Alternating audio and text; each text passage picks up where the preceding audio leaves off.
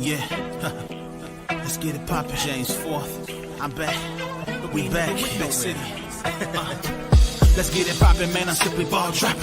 Let's get it poppin', man, I'm simply ball dropping. You must love us cause you can't stop watching. You must love us cause you can't stop watching. Let's get it poppin', man, I'm simply ball dropping like it's New Year's Eve. Boys, James IV, that's Roman numeral 4 off the top with the intro. What up, K-Sap, no cap, that's the big bro. You know the ladies hold it down for the team. We be the hottest on this YouTube screens. We got sports, media, news, that round table talk. Them other parts ain't got the same sauce. Nah, hit us in the chat, but no haters allowed. Send you to the block party, what you gotta say now? We on live, hit us up and subscribe. If you like it to share, show love instead of staring. Man behind the mic, numbers don't lie. Send me a super chat to all that may apply. Ain't no party like an SPD party. Let's get the show started, pull up, everybody. Let's get it poppin', man, I'm simply ball dropping. Let's get it poppin', man, I'm simply ball dropping. You must love us cause you can't stop watching. You must love us cause you can't stop watching.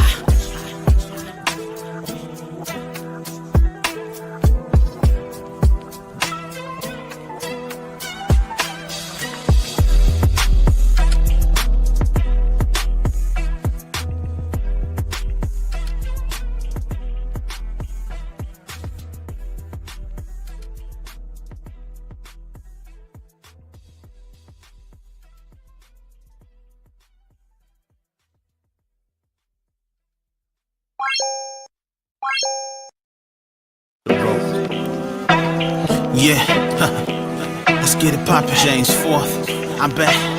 We back, Big City. Let's get it poppin', man, I'm simply ball dropping. Let's get it poppin', man, I'm simply ball dropping. You must love us cause you can't stop watching. You must love us cause you can't stop watching. Let's get it poppin', man, I'm simply ball dropping like it's New Year's Eve. Boys, James IV, that's Roman numeral 4 off the top with the intro. What up, K-Sap, no cap, that's the big bro. You know the ladies hold it down for the team. We be the hottest on this YouTube screens. We got sports, media, news, that round table talk. Them other parts ain't got the same sauce. Hit us in the chat, but no haters allowed. Send you to the block party, what you gotta say now? We on live, hit us up and subscribe. If you like it to share, show love instead of staring. Man behind the mic, numbers don't lie. Send me a super chat to all that may apply. Ain't no party like an SPD party. Let's get the show started, pull up, everybody. Let's get it poppin', man, I'm simply ball dropping. Let's get it poppin', man, I'm simply ball dropping. You must love us cause you can't stop watching. You must love us cause you can't stop watching.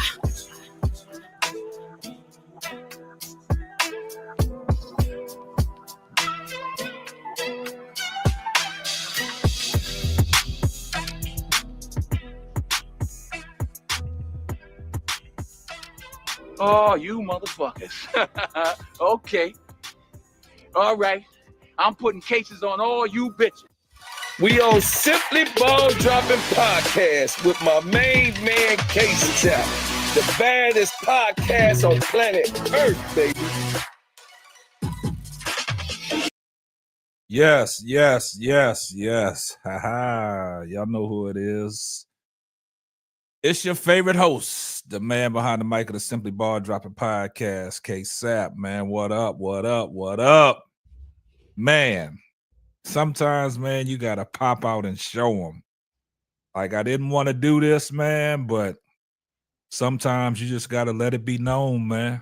Y'all see the title of the show. I know y'all see the title of the show. You want the smoke? We got the smoke. So everybody that's in the chat, I need y'all to do me a favor. I need y'all to Come On Now podcast and tell him K-Sap and Simply Ball Dropping is live.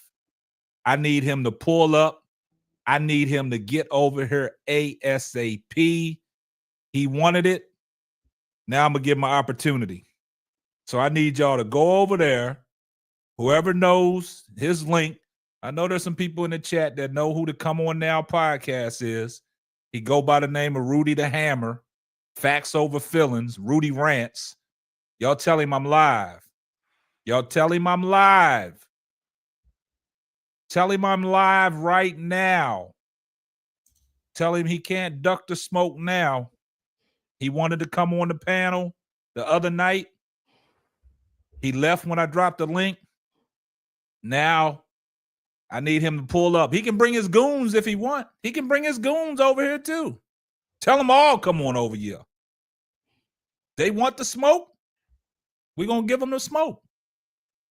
And that's just the bottom line, man. I hated to do it, man. I be over here chilling, minding my own business, man, kicking it with my crew, talking basketball. But I see what they doing, man. So y'all need to go holler at Rudy the Hammer.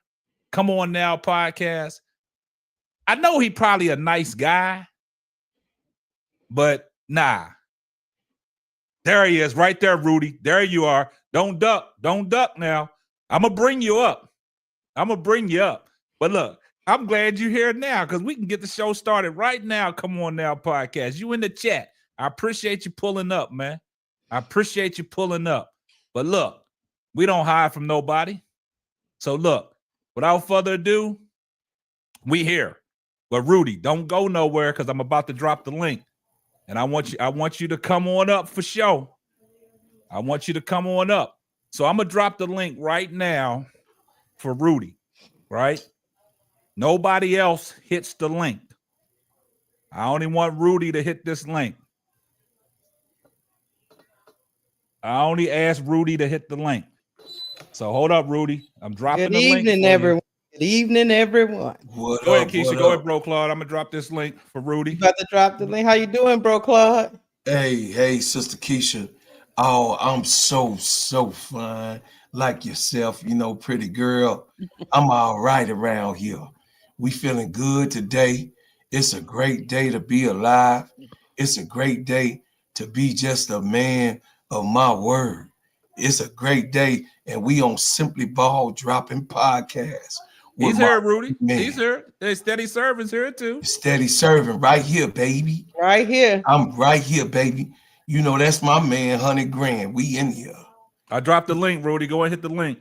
We in here. Anytime it's time to talk some basketball, Let's here. Talk about it, man. Let's talk about it, man. What we getting into tonight with Rudy, K-Sap? What we getting into? As soon as Rudy come on, I'm gonna give him a chance to say what he got to say. We probably caught him off guard, but I mean, the link is out there, Rudy. Hey, man, the link is out there for everybody that always. There he is, right there. That's we got you in here. We got you in here, Rudy. Mm-hmm. Can you hear me, Rudy? Look, yeah, I can hear you. Welcome. Right, Rudy, welcome to the show, Rudy. Welcome, my dog. Welcome. My pleasure. Man, we're gonna give you a warm welcome, though. We're gonna give you a warm welcome. And like I said, man, you seem like a nice guy, though. You seem like a real nice guy. He said I've that. never called you out your name. No, this man calling me a bitch ass motherfucker in his fucking video. I understand. Call me. I invited him for 2 hours to jump on. Posted the link over and over again. I said, Pope be frank. Be actual facts. Pope be frank. Nah, bro. Because I was the one it's that said on I don't recording. find Angel. I recorded it. I don't find Angel Reese attractive. I said from the neck down, and you said that bitch ass motherfucker. Oh yeah, that part, y'all. Oh yeah, I stand 10 toes down on that. See, you could call me out on things that you can remember. See me, I'm a warrior. And hold on. We gonna be, because K-Sap told me be smooth, but I'm gonna tell you something. I want you to just know this. Angel Reese is a fine, chocolate, long-legged, long sister that look like a stallion for every young man to look at. Me as a father figure know that chocolate sister right there, any man that got eyes can see. No, not with the makeup. No, she pretty because her mama is pretty. Her mama is pretty, so she definitely is beautiful as her mother. Her mother was one of the stand-up queens. So definitely the apple don't fall from the tree. And there is no one, you can find it in this chat right now. Hey, fellas, in the chat, Tell this man how Angel Reese look. All right, look, check this out, man. We gonna get off of that. We ain't gonna talk about that. I got some things I got to address. Mm-hmm. Now, like I said, Rudy, you sound like a nice guy, man. I got nothing against you. Like I said, somebody He do. He be spitting facts. yeah. I mean, I didn't even know who you was, Rudy. And I didn't know who you were until last week. Exactly. And I supported your show. Exactly. And we're gonna get to that.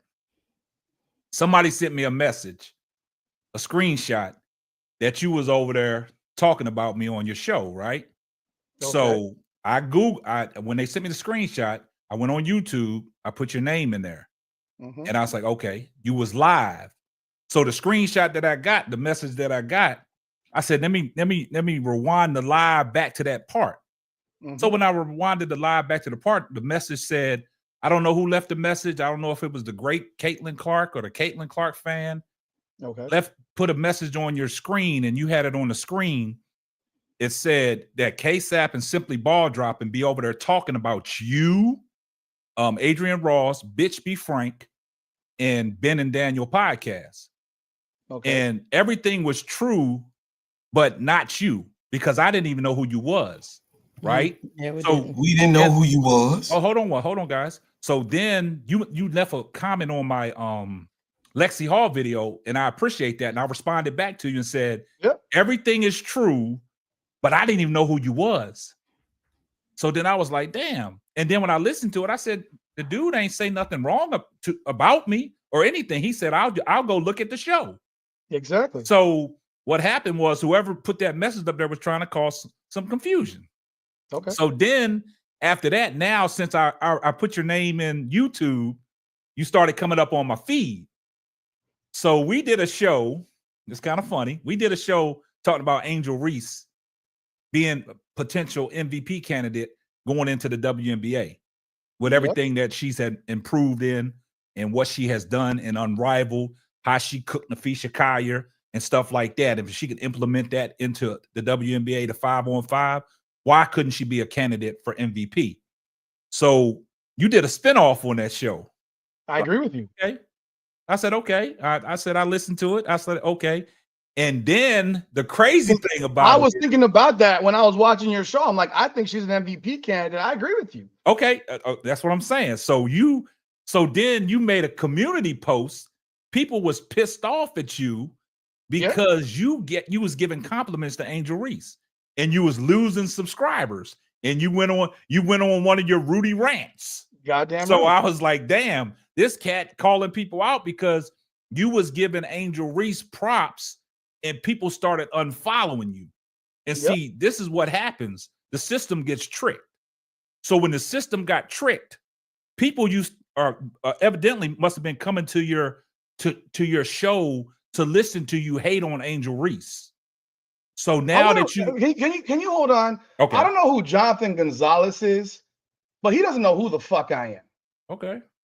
His little comment here about sending minions. I don't have minions. No one on that follows me on my podcast is my friend. I don't know any of these people. I know Ben Daniel. I've talked to Adrian Ross. I've talked to the Pope. I'm cool with Ben Daniel. I'm cordial with everybody else. Anyone on my podcast, I don't know these people from Adam.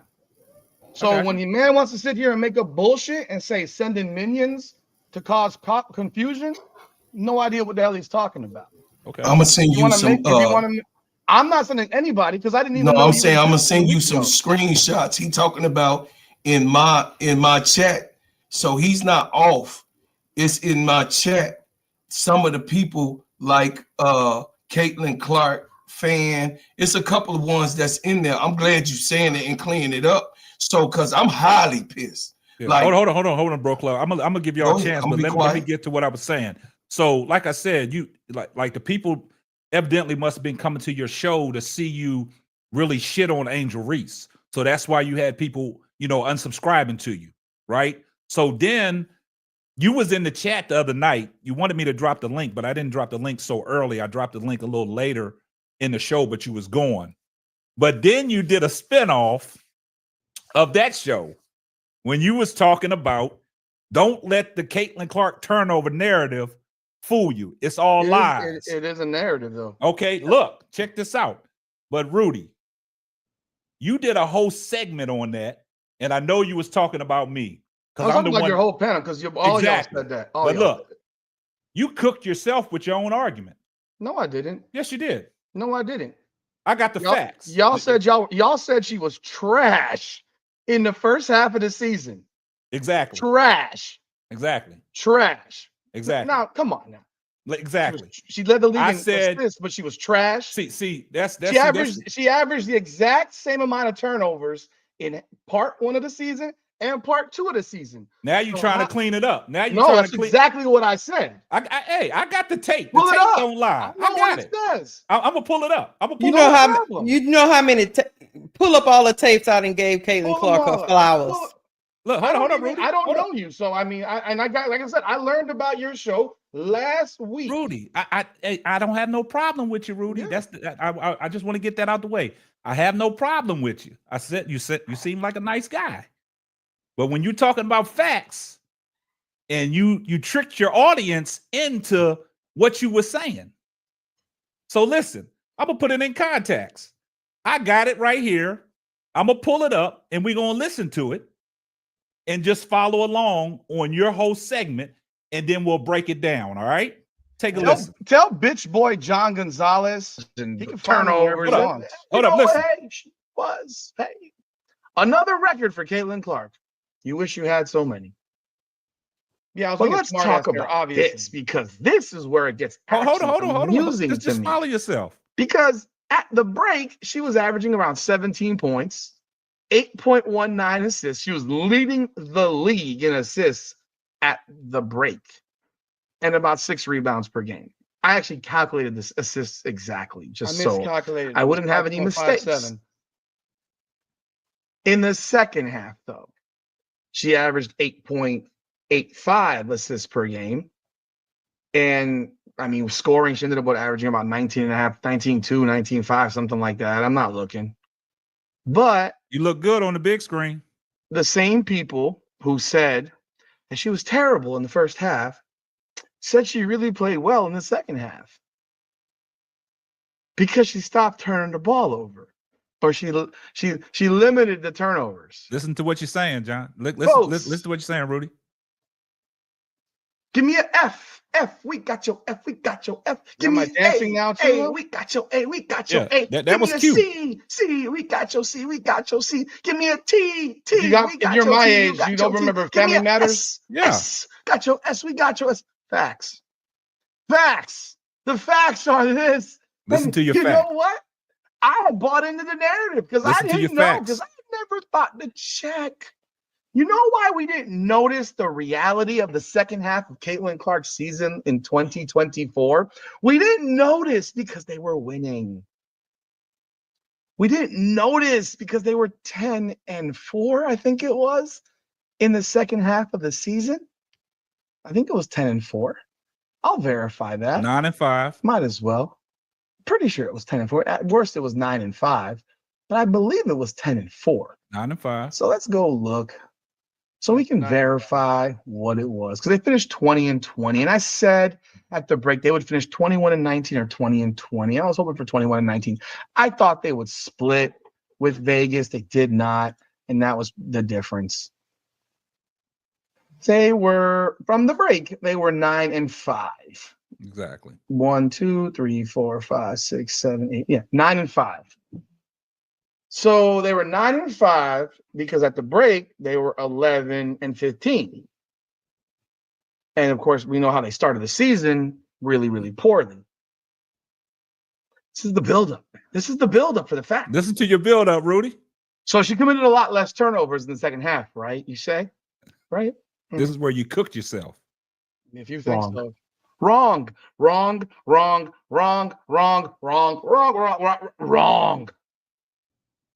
Caitlin Clark averaged 5.57 turnovers per game in the second half of the season when they were 9-5. You hear that? In the first 26 games, the first half of the season. You hear that, right? 5.19 turnovers. Her turnover count went up when they started to win. So how did I Consistently. cook myself? Please You said If you explain. 5 recall, they were point. 1-8 at one Look. point. This is what you said. You Mhm. said she averaged 5 point. 1 turnovers in the Okay. first half of the season. And I corrected it in my thing where I said it was exactly 5.57. No, you said I did. 5.7 Check in the my. second half of Oh, the. it was Hold up. 5.57. I got look. Check Divide it out. it. Look, Divide it. Go for it. Check this out. I graduated from summer school twice, And right? I got 2 master's degrees. So I know how to calculate. So look, I'm gonna put it up here for you. You can pull First half of the season, she had 145 turnovers in 26 games, right? Again, divided Right? by 26. Hold up. She had 145 turnovers, right? Mm-hmm. That comes out if my math serves me correct, that's 5.5769 turnovers in the first. Look at my comment. But you can I ain't looking at the. You were on the Can I video, finish? so you saw the comment that I don't- pinned, right? Look, You saw the comment I pinned. hold up. All right. I don't need to look at the comments. I'm listening to your I video. corrected it. But hold up, Rudy. Dude, Hold up. You're fake now. You're Hold fake up, now. hold up. I Then corrected it. the second half of the season, 5.57. she has 78 turnovers. If math serves me right, in 14 games, she averaged 5.571. So you went from 5.1 turnovers in the first half of the season to try to stand on your argument that she was not turning the ball over less in the second half. That's what you did. That's how you tricked your audience. I didn't trick shit. I actually corrected this shit in the damn chat. I literally corrected it and pinned it. You should have took the video down, Why? Rudy, and redid the video. It's still a fucking lie. No, it's not a lie. You said she committed a lot less turnovers in the second half. Did you not? She did commit a lot less turnovers per game. You just did your own math. I did. Bottom line, she played better in the second half. Second half of the season, she was shit. Played better. Look, okay, she was shit in the first half of the season, Rudy. We can't get around that, Rudy. All right, she was shit. We differ in opinion. Yeah, that's what I'm saying. I'm not. My opinion is my opinion. Your opinion is your opinion. I can't knock you for your opinion. You're right. But when you do a video spinoff and you taking a shot at me, don't miss. That's all I'm saying. 5.57 is the same number. But you said 5.1. It's on and the I tape. corrected it. But the tape don't lie, Rudy. Oh my God! You know what, Rudy? Whatever, come on bro. now. If you want to be disingenuous and say that you did not read the comment, let's show you the comment. Rudy, let's show you the comment. It's Rudy, pinned up there. Listen to what I'm saying. Bro. Listen to what I'm saying. 145 turnovers in the first half versus 78 in the second half. Are you really going by the full number when they played 26 games to 14 now? But Rudy, I understand that. But what I'm saying is you did a spinoff. I'm not being disingenuous. I'm just stating the facts. Acknowledge that I corrected it in the chat. Okay, if you corrected it, you corrected it. And I did it immediately. Okay, but listen. Spend an hour redoing a video. But you did a whole spinoff on my show trying to take a shot at me. That's all I'm saying. You said that a player that was starting on the All-Star team played like trash. You sound like she played like trash, though. Okay, so did Angel? That's my opinion. So when Angel was shooting 40%, is that trash? We talked about that, Rudy. I've never heard you. I just Rudy, got on your go back and look at. Yeah, we keep it a buck. Yeah, go back. Okay, all my catalog. I'm not gonna go back and watch 500 videos. Well, that's what I'm saying, Rudy. See, that's what I'm trying to say. And I'll sit here and I'll tell you that I thought Angel Reese stat padded like a motherfucker. How you that's another thing. How do you say somebody stat padding? On it? Really? How's somebody stat padding? Bro, you watch basketball, right? Let me ask I play basketball. Put it this way. So let's put it this way, Rudy. Hold on. I'm gonna give you a chance, Rudy. Hold up. I'm gonna give you a chance. I don't have to throw my accolades around to let people know who I am. So you asked me, did I play basketball? I'm not gonna throw my accolades around. I didn't mean did you play basketball. I mean you've played basketball. And I've watched, I've coached back. Yeah. I've done it all. And I've coached it and I've covered it. Okay. My only question was, if you ever saw one of your athletes demand the ball with 7 seconds to go, up 7 to get another bucket to keep a streak going, would you not call that bullshit? No, I don't call that bullshit. It happens all the time in sports. No, I would not. Hold on, listen. Okay, I would. And I would call it and I called it bullshit on Caitlin Clark. Hold up, rebound. Hold up, Rudy. When I said, let me ask you a question. I could call that stat padding too. Let me ask you a question. Did when Mike Evans for the Tampa Bay Buccaneers, the game was over and he needed 7 Absolutely more yards stat-padded to like a get 10. motherfucker. That's not stat padding. It was Call fake. that stat padding, man. You don't think you thought that's real? Yeah, I mean, look, to get his incentive, they went out there to get him the ball. That's Then not say stat that. padding. Then say it's for the incentive. Don't say that you tied a record because the defense backed off you and the game was fucking over. They do that all the time in the NBA. So why is it so different with the WNBA? It's no different. It's embarrassing. Why is it embarrassing, Rudy? Because it's not real. You want records to be What you mean it's not real? Oh, come on, man. K-Sap. That's like throwing Aaron Judge a fucking meatball down the middle to hit homer number 62. He still got to make contact. He still got to make It's a lot. contact. If you tell him the fucking pitch and you say I'm gonna throw you a gotta make cement mixer, contact. He still got to make contact, Rudy. Come on, man. K-Sap. Man, let's keep What it so great Mike Evans player. has to catch the ball, right? Okay. You say what K-Sap. now? What great player in high school, college, or the pros wants to come off the court? Everybody Nobody wants to does. play to the end. Except for pros, except for pro men in the NBA. Really? Pro men Come in on, the NBA Rudy. taking a damn day off every other day. Are you kidding? Rudy, You can that's watch that. the- Most people You're that not love even- you're that not even- sport you're don't not want to even watching leave the the NBA. don't want to leave the court. Are you even watching the NBA right now? How these guys take a day off every other day? They can't play a back to back. They're always too tired. That's why I'm watching women's basketball now. Because the NBA is unwatchable. I watch. Yeah. It's a horrible. It's bad. Right? You're my age. I'm 47. How old are you, K-Sap? Man, I'm 53 years You're old, man. 53. So you're older than me. You grew up the 80s and 90s basketball. You think this bullshit we're watching today is good in the NBA? I know you don't. It's fun to watch, man. I know one thing: Kobe Bryant didn't come off the court. He wasn't sitting down for none of your record stat padding foolishness you talking about. Bryant also brought an attitude to the NBA that no longer exists amongst these pussies in the league, and you know it. See, that's your opinion, Rudy. That's my Everybody don't opinion. have- That's exactly. my opinion. Everybody don't have your But opinion. I'm But asking you. I'm asking you. would call him a you. stat padder now, though, right? I'm asking you. Okay, step. You're talking about the NBA in a 5-point game or a 25-point game?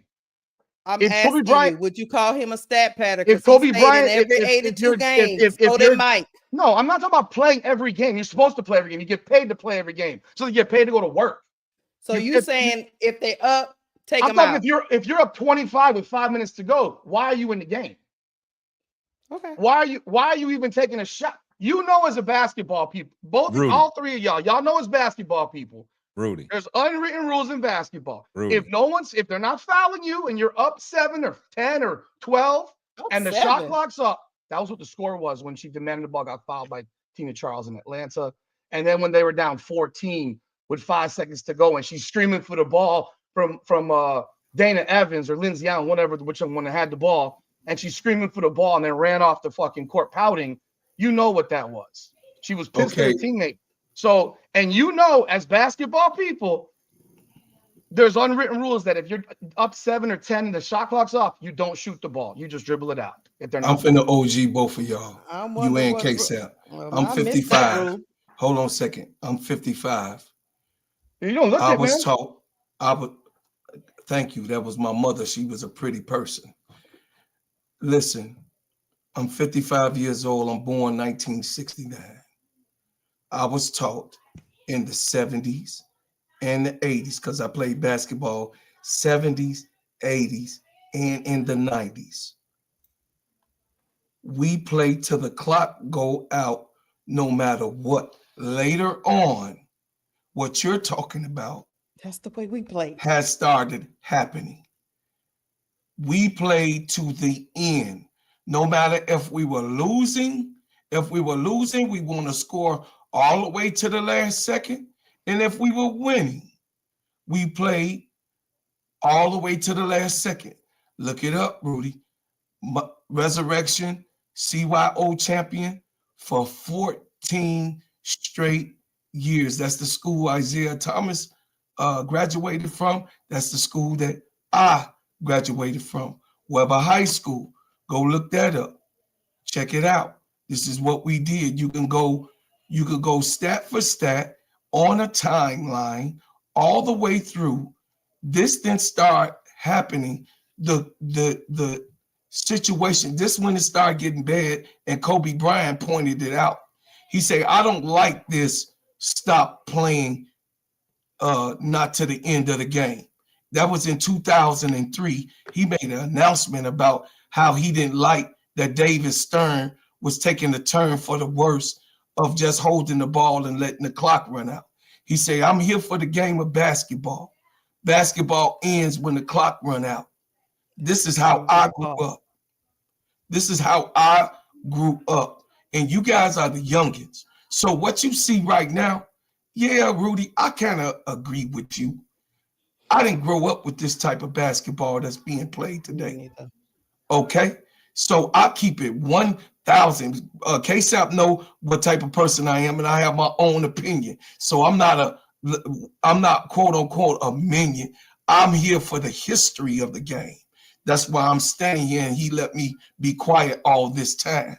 In the history of the game, Rudy, you play to the end when the clock runs out. I taught my children how to play like that. I taught my nephews how to play like that. And what they're playing right now in the game today, I agree. I don't like it. But what I will say, the girls, this is why I watch women's basketball, has that type of mindset until last year. They started doing that at the end of 2023 of holding the ball when the clock ran out. Some of the teams were doing that, but last year when Caitlin Clark and Angel Reese came, they started holding the ball, letting the seconds run out. But that was not the custom of doing that.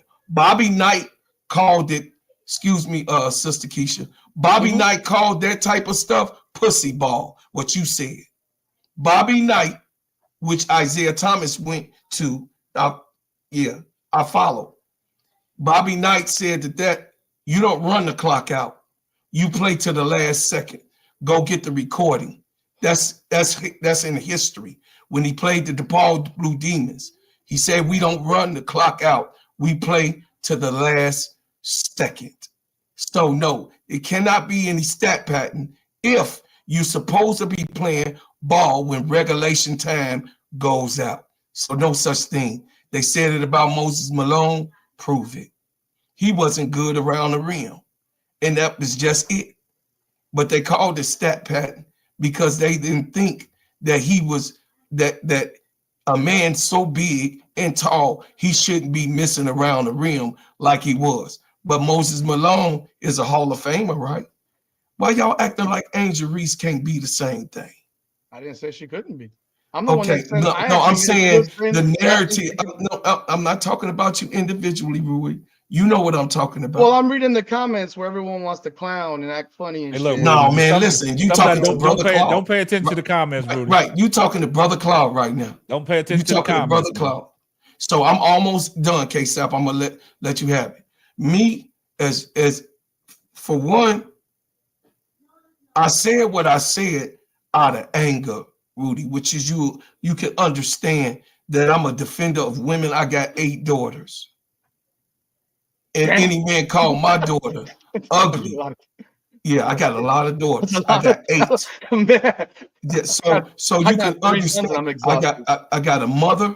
I got 4 sisters, and I got over 17 aunts between my mother and my father. I got a lot of women in my family. I was daddy raised. I was raised by my daddy, so I got no girl in me. But you know what I mean? I ended up birthing a lot of daughters. So I, until the day I die, am a woman defender. I've been married to my wife for 30 years, Rudy. Married to my wife for 30 years, and I raised our children and stayed here, and I'm here, as you can see right now. So I'm 10 toes down on protecting and respecting. I just want you to know this from me. Respecting the Black woman and any woman that is disrespected. But I'm 10 toes down on protecting and respecting the Black woman. That's my journey. That's my calling. And guess what? I'm going to stand on what I stood on. And I said what I said, like my sister L. I stand 10 toes down when you disrespect a woman for looks. What the hell that got to do with basketball? How did I disrespect her for looks by saying I'm not? No, I'm talking about overall. You know what I'm talking about, Rudy. I'm Again, talking to no. you as a man. I'm Okay, talking to you as a man. and I as a spent 8 man, years in the military. and as a I man, fought for this country. as a So you man, can't really tell me anything about that type of stuff. I grew up in the archdiocese and I fought 8 years. I went to Panama and Desert Storm and for this country. So I think it's highly disrespectful when you disrespect people that's not a part of their job. Now criticize, hey, I criticize Angel. I said it all last year she could be better around the rim. Matter of fact, I thought she was terrible some days, and I said it on this podcast. Yeah. Go get the tape. But what I will do is I will defend her when I feel like it's getting out of hand. You kill my dog, I'm going to kill your cat and your bird. And I land. Yeah. So Rudy, this is the problem that we have, right? Your opinion is your opinion. I respect it because your opinion can't be wrong because that's your opinion, right? But the thing is, man, when we talking basketball, what people don't understand is people don't keep it basketball, man. Everybody wants to go outside the lines and talk about everything but basketball, right? Like when we're talking sports over here and we're talking basketball, we critique every woman's game in the WNBA. We just don't solely focus on one person. You know what I'm saying? A lot of people, when we talked about Caitlin Clark early on this channel, we talked about, hey, I would like to see Caitlin Clark, play a little better and don't turn the ball over. But the narrative coming into the WNBA for Caitlin Clark was everybody fell in love with her because she shot the logo threes. She was a distant shooter. So now when she came into the WNBA and she struggled from that aspect, everybody wanted to move the goalposts and started focusing on, oh, look how she's passing the ball. Look at all her assists. Look what she's doing. She's leading the WNBA in assists. She wasn't known for that. She was known for her scoring, putting up 34, dropping 37 in college. People was loving that, dropping 40. But when she came into the WNBA, it didn't translate right then and there. She struggled from that part. So when I said she played like trash, they got out the gate 1-8, right? And just like I did a video when the Olympic break was over, and but she you know came why back they in. came out that way, though. No, listen to what I'm saying. I did a video. She said that her legs was not underneath her. She needed to get a break. She needed to get her legs. And when she got her legs underneath her in them first 2 games, and I did a video, go check the tape. I said, if the Indiana Fever and Caitlin Clark play this way, like they played these first 2 games coming out the Olympic break, people are going to be in trouble because now she's starting to slowly figure it out.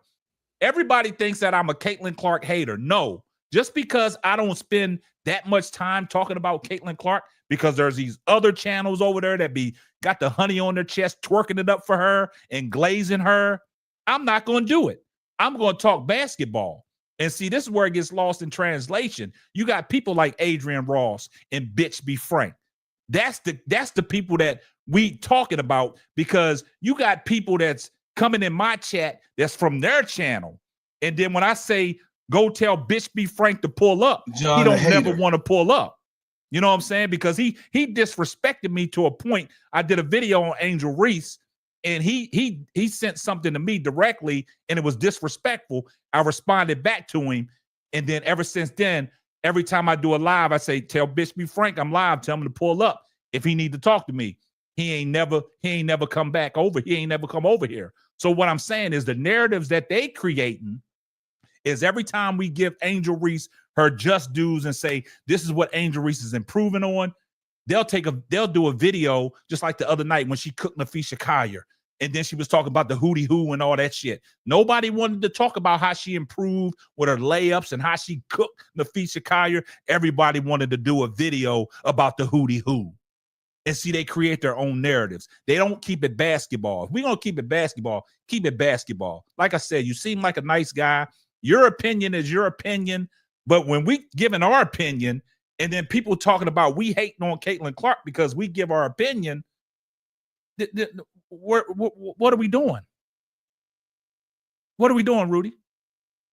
I made a video saying that Angel Reese cooked Nafisa Collier. Okay. Yeah, I but did. But I see, also- but and you see I what's also- happening to you though. People are I also- unsubscribing to your So content now. and they can unsubscribe. If people want to unsubscribe, I'm not going to lose sleep over it. Yeah, and you said fuck them. You right? I That's good. You told them go fuck I yourself. actually made a 30-minute video that I never posted. That was a vent for myself after I Well, actually, you need to post that video because see, this is what I'm talking about. it got beyond nasty. It got to levels of just yeah. There are Oh, certain really? things you can't post certain things. Sometimes I learned as I got older, there's things that you got to do, like you write an email when you're pissed off, and then you fucking delete it. Right. If you send it, you might have a much bigger problem. So you delete the email and you calm the fuck down. The post though, I had no problem posting it because if you thought that post was bad, the video was 100 times higher. And that's what I'm trying to say. But Rudy. I gotta keep myself also. I gotta not hit levels to where I have YouTube turning my channel off. I got you. You don't want that to happen. I understand that. But my post, yes, I have if people, I never came into this podcast even thinking that I'd be talking about women's basketball. I covered girls basketball for over 10 years. I covered University of Miami women's basketball team for over 10 years, Florida State, FIU. I'm from South Florida. I've covered professionally as a journalist, covered these teams. I had a website called InsideTheU.com under the 247 Sports Network that I founded in 2007 with a couple of partners of mine. I started off with 2 partners here. And before people running their mouths about racism and shit, my wife is a Black woman. I'm a member of Phi Beta Sigma Fraternity Incorporated for 28 years. I pledged. I didn't sign no damn papers. I pledged at Florida State University, Mighty Mu Epsilon chapter of Florida State University. So when people make narratives, and I'm on Instagram too, by the way, I have posted stuff where I've been called every nasty thing you can possibly be called. So stuff like I'm reading from people on this chat that I'm seeing, this is stuff that I've heard.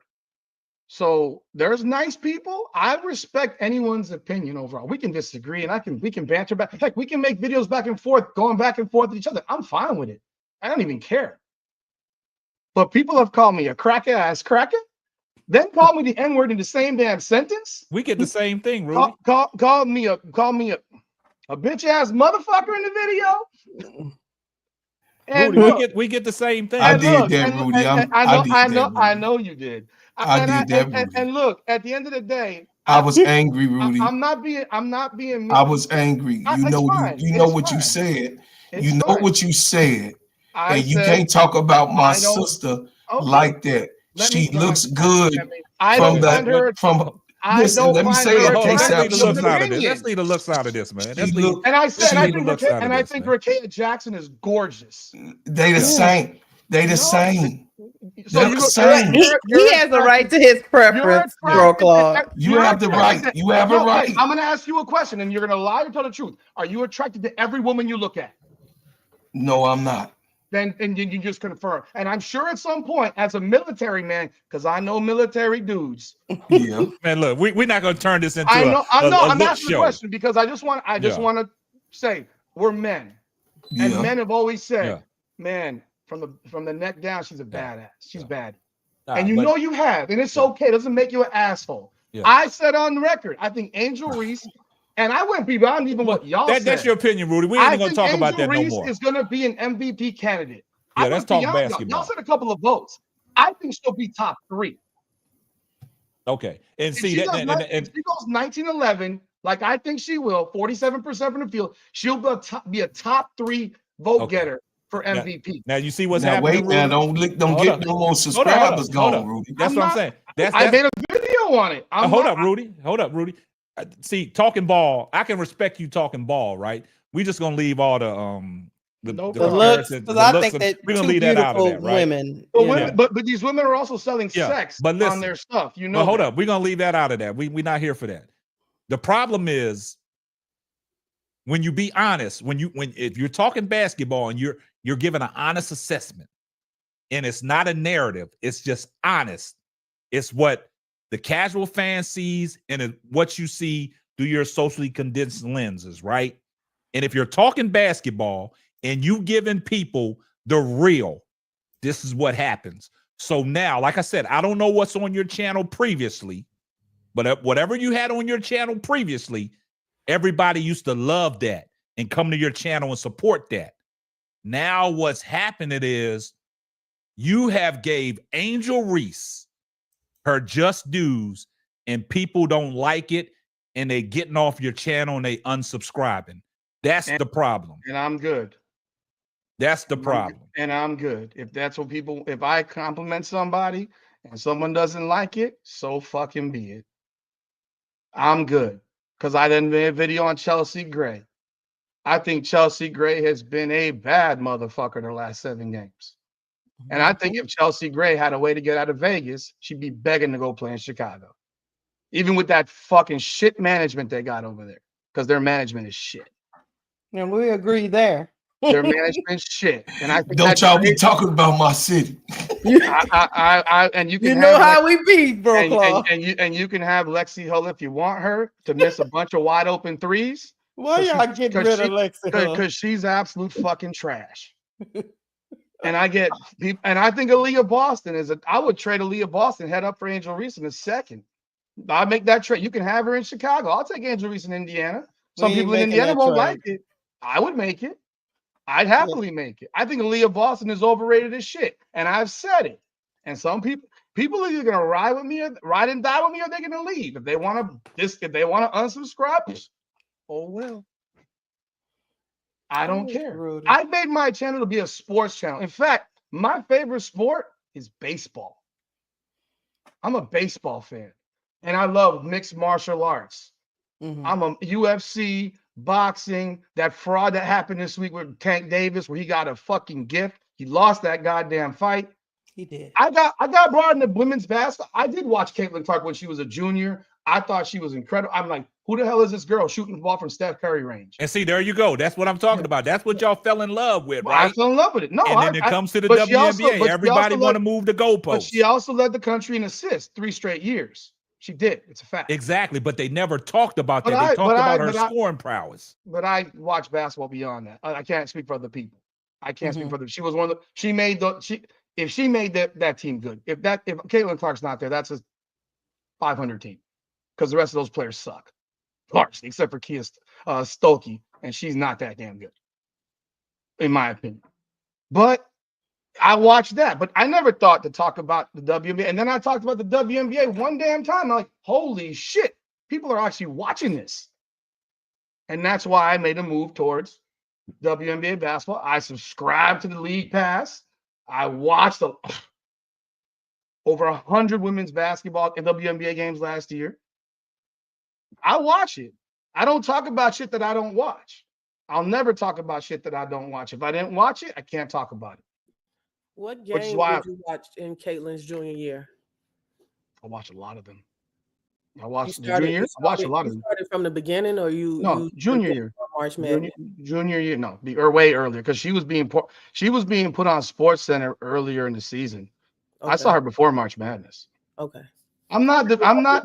I have to ask. You know I have to look ask. at how many TVs I got. You know I have to ask. I didn't know who she was.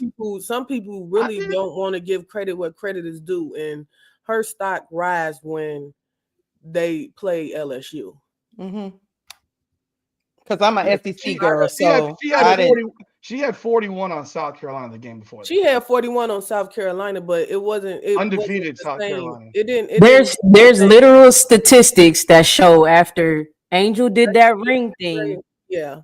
That is when her stock rose. It's literal statistics. I have those statistics, and actually, it was a week earlier where Caitlin's was higher, and then the next week it got even higher. You can go look it up. I got the Google. Yeah, I don't believe that, but I'm a LSU.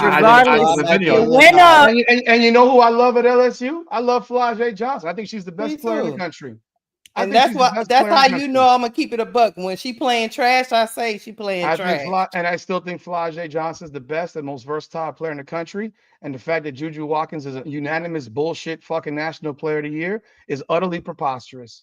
When you have this much competition this year in women's game, You have 9 teams that legitimately can win the national championship this year, and we ain't said that in a long ass time. That's 9 teams. Juju Watkins had a 12-game stretch where she shot 35%. But because she has she won those 2 UCLA games, but she also plays with a fucking good ass team this year, which is why her point totals have gone down, because she has players around her, which I acknowledge. But she is a unanimous. I mean, to me, that's agenda driven because they're trying to push it. Because earlier on it was Paige. I think Paige is very efficient, very boring. If I could fall asleep watching Paige Beckers play. You know, I love Hannah Hidalgo, a 5'6" pit bull. I love Tanaya Latson, a 5'8" pit. When you're 5'6" and 5'8", you do what those women do. That's fucking incredible to me.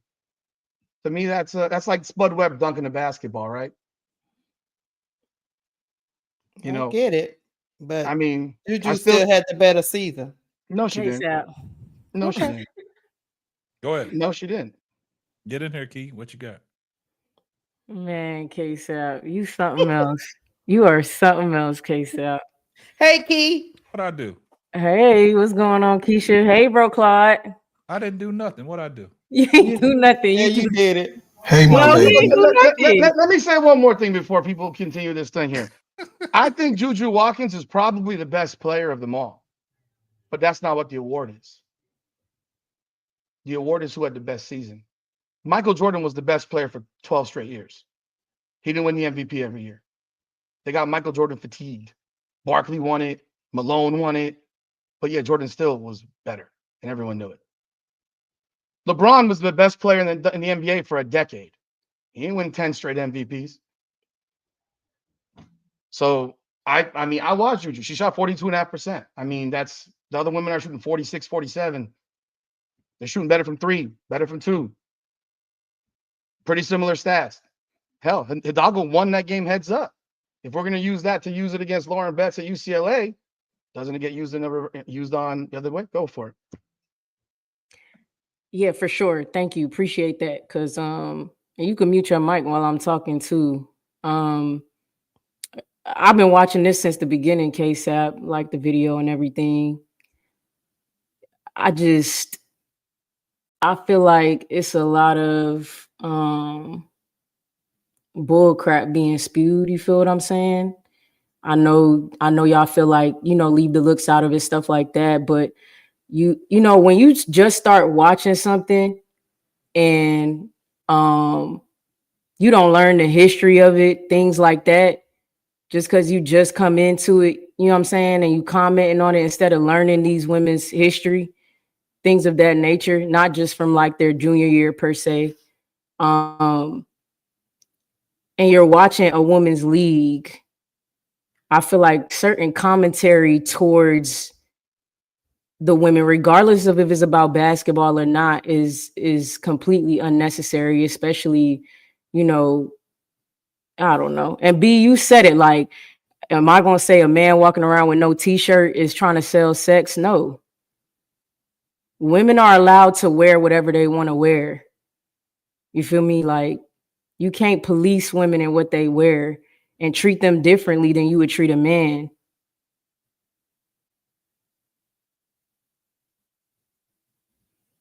I'll end on that. If we're going to treat athletes the same, people, when they want to get all upset saying, oh, well, you're talking about a woman there when you're speaking about her basketball skills, which has been done a lot. There's nothing wrong with speaking about basketball skills at all. I get comments, like I said, I'm on Instagram too, and I get blasted. You're talking about a woman. No, I'm talking about an athlete. If I'm talking about your basketball skills, I'm talking about an athlete. And if you, I didn't mention basketball skills personally. I didn't say you. I'm saying other people. People want to be talked about a certain way, and I didn't bring up the topic, by the way. Someone mentioned it, and I responded to a comment. I didn't just genuinely go out there and talk about Angel Reese and how she freaking looks. It didn't just come out that way. Someone mentioned it. I looked at the comment and I replied. It is what it is. I just don't know why it even comes up. I mean, that part is true. Wait, hold on, Rudy. Hold on a second. And there are many women that go to basketball games and football games to look at dudes in tight shorts, not the basketball. That part is true, Rudy. What you said, right there, Me and Sister Noble, we could back you up. But what was said was how Angel looked, and then Caitlin Clark, fan punk, said that Caitlin is so pretty. No, the fuck she's not. No, the That fuck was she's in the not. but he put that. I didn't hear that. I didn't hear that. No, the fuck Yeah, she's not. but it was in your chat, and I know exactly when it came up. So now, when you have a person like me, you see these baby girls up here. All these girls up here is my niece, and they all of these, and then my sister is down below you. They're here to protect 1,000%. Listen, they will kill concrete for this brother that you talking to right now, because they know how I am, and they know I'm real. You know, you can't really find too much of real shit on the internet, pretty much 90% of it. But these women here, these women know basketball. Some of them have played. Some of them have a legacy of professional basketball players in their lineage, in their blood. And then, of course, some of them have been in the intellectual part of building basketball itself and premiering shows, which we're on right now. And the show is growing and growing and growing. That lady right below you is a professional of this shit and got 2 Emmy Awards in her hand, in her house. So I'm going to let Elle go. I just wanted you to understand that we don't want men. I really don't care about men's point of view or talking. Most time when these girls is on these young ladies and women are on my show, I let them go. I'm done. Can I jump in real quick? Yeah, go ahead, B. I want to piggyback off of what Keith said. Like, I'm not here to like ridicule you because somebody not attractive to you. Because I have people that I'm attracted to and some people that I just don't think attractive, but our parents was always told us if we ain't got nothing nice to say, don't say it at all. And if I don't think you attractive, that's not for me to get on a platform and say that, yeah, he looked good from the waist, from the shoulders down. I just think that's bullshit. Also, to get up here and say that some of these women sell sex is just flat out wrong. Because although women probably go to games to look at men, we not going there with him with his tight shorts on saying, oh, he just here to sell sex. No, he here to play basketball. She there to play basketball. Just because she just so happened to put on a nice outfit that shows her curves before the game don't mean that she not there to do a job. And I just think that selling sex is just the wrong way to go about it. Because like I said, a man who walk around with his shirt off, we not saying that, oh, every man we see walking around with their shirt off, oh, he's selling sex. What? Nah. What? What But is if you that? like it, you're sure to start talking about it to your girls and you're still gawking at it, right? To your girls versus on a platform is 2 different things. Conversation. I'm not going to apologize for my opinion. I get you. I'm not going to apologize for my opinion. You don't have to. But what I'm saying is that if you have more women on your platform, you'll be more conscientious. Like, he don't care about that, bro. Club. What? Just hold on a second. I got him, baby. I actually asked one of these women that was on the chat multiple times yesterday to come on. And that was Sister Noble. I told yes, no, and I sent that link and I kept posting it. Come on. Yeah, that was Sister Noble. Yeah, I told her to stand. No, I told her to stand down. No, you saw I told I her had to the stand guy. down. You saw I invited the guy who I don't even know and put him Wody on. Mack he in the chat right now. Wody Mack. Hey, to be honest with you, it's uncomfortable. Let's just talk about basketball, man. Ain't nobody playing basketball selling no damn sex. Let's just move on. Elle, what you got? You there, Elle? I'm here. I sent a message. I was like, let me get up here, but I'm driving, so I was trying to wait until I get back to the house. But I'll say this. I agree with what B and Key have shared, and welcome to the platform, Rudy. I want to kind of go back, and this really is about basketball, but there's been so much that's been said that's outside of basketball that you cannot not address it, right? So I'm assuming you're white. I don't know if you're Italian or whatever. I can only go by the little picture that I see. But on my assumption, you're a I'm white man. Cuban. I'm Cuban. My father's born in Cuba. Okay, My mother's a New cool. Yorker, family from Italy. So yeah, I'm Okay, a white dude who's got Cuban, Hispanic, Italian roots. perfect. Awesome. So one of the worst things I think, and I'm not going to speak for every black person, but I'll speak for myself. One of the worst things to me that a white person can do in the conversation of proving that they're not racist is to say, I have a black insert, whatever you want to insert. In your instance, it was, I have a black wife. No, That's that's not. amazing. That's not at all. That's Hold not on. at all. Can I I didn't. I've finish? never. No, I said my wife is black. I didn't say I'm not racist because my wife is black. I didn't say that. You I were said throwing it. responding to Throwing out comments that were Yeah, calling you racist, right? yeah. People want to throw out comments about racism Right. all the So that's time. the I didn't context say in my which friend is black. I didn't say I have a oh black my friend. Lord. It's utterly preposterous to you. First of all, you don't know shit about me in the Hold chat. on, hold Go on, ahead. hold Go on, ahead. hold on. Pump your brakes because I didn't come at you disrespectful, right? And if you No, you let me started off. finish You what I'm started off with that saying, narrative. But go ahead. no, I am repeating what you said. I'm not making up a new narrative.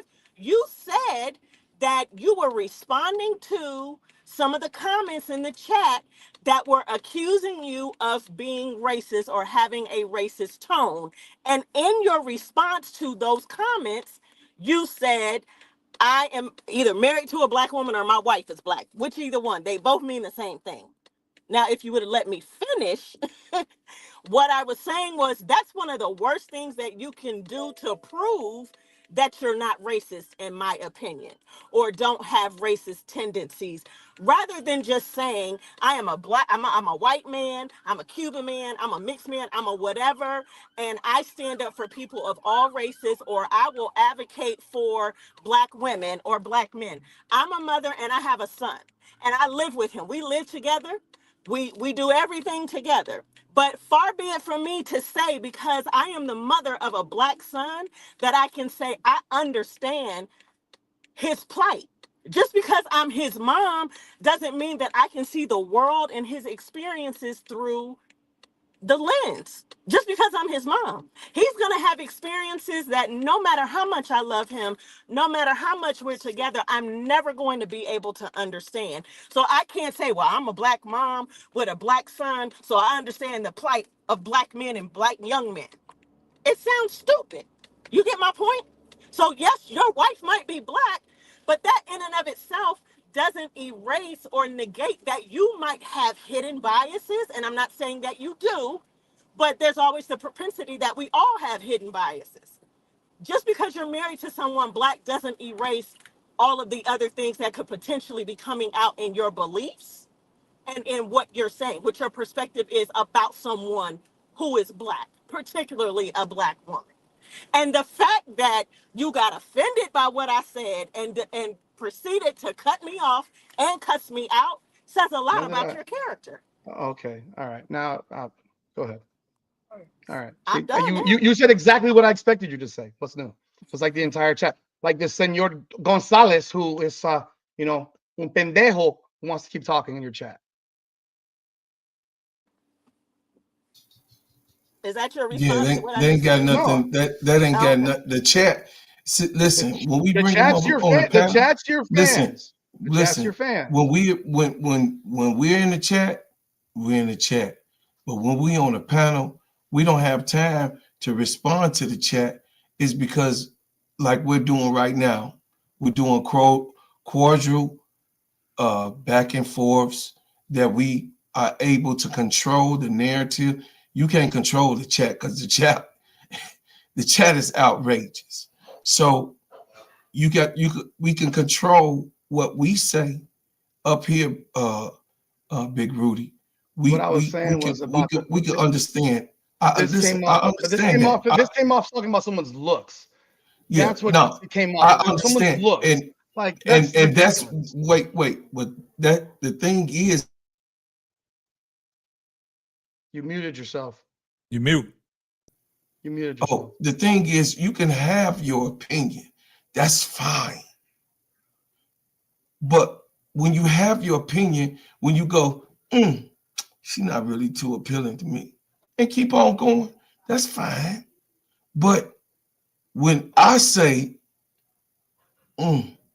she not really too appealing to me, and I got Case out, I got another guy, I got this guy, that means I put something, I dropped some, remember the rock in the water or the rock in the river, in the ripple effect? I started something when I opened my mouth to others that might have felt the same way, but it makes it look viciously because it's coming out now because I started something that I could have kept to myself, because my mother always told me, if you ain't got something nice to say about somebody, just keep your mouth closed if they ain't did nothing to you. Shut up, Claude. Everyone's mom has said that to their kids. So you understand what I'm saying? We're all guilty of it at some point. Right. And so that's why I'm trying to bring back more civilized conversation. And this is what KSAP has started. Let me tell you about this man.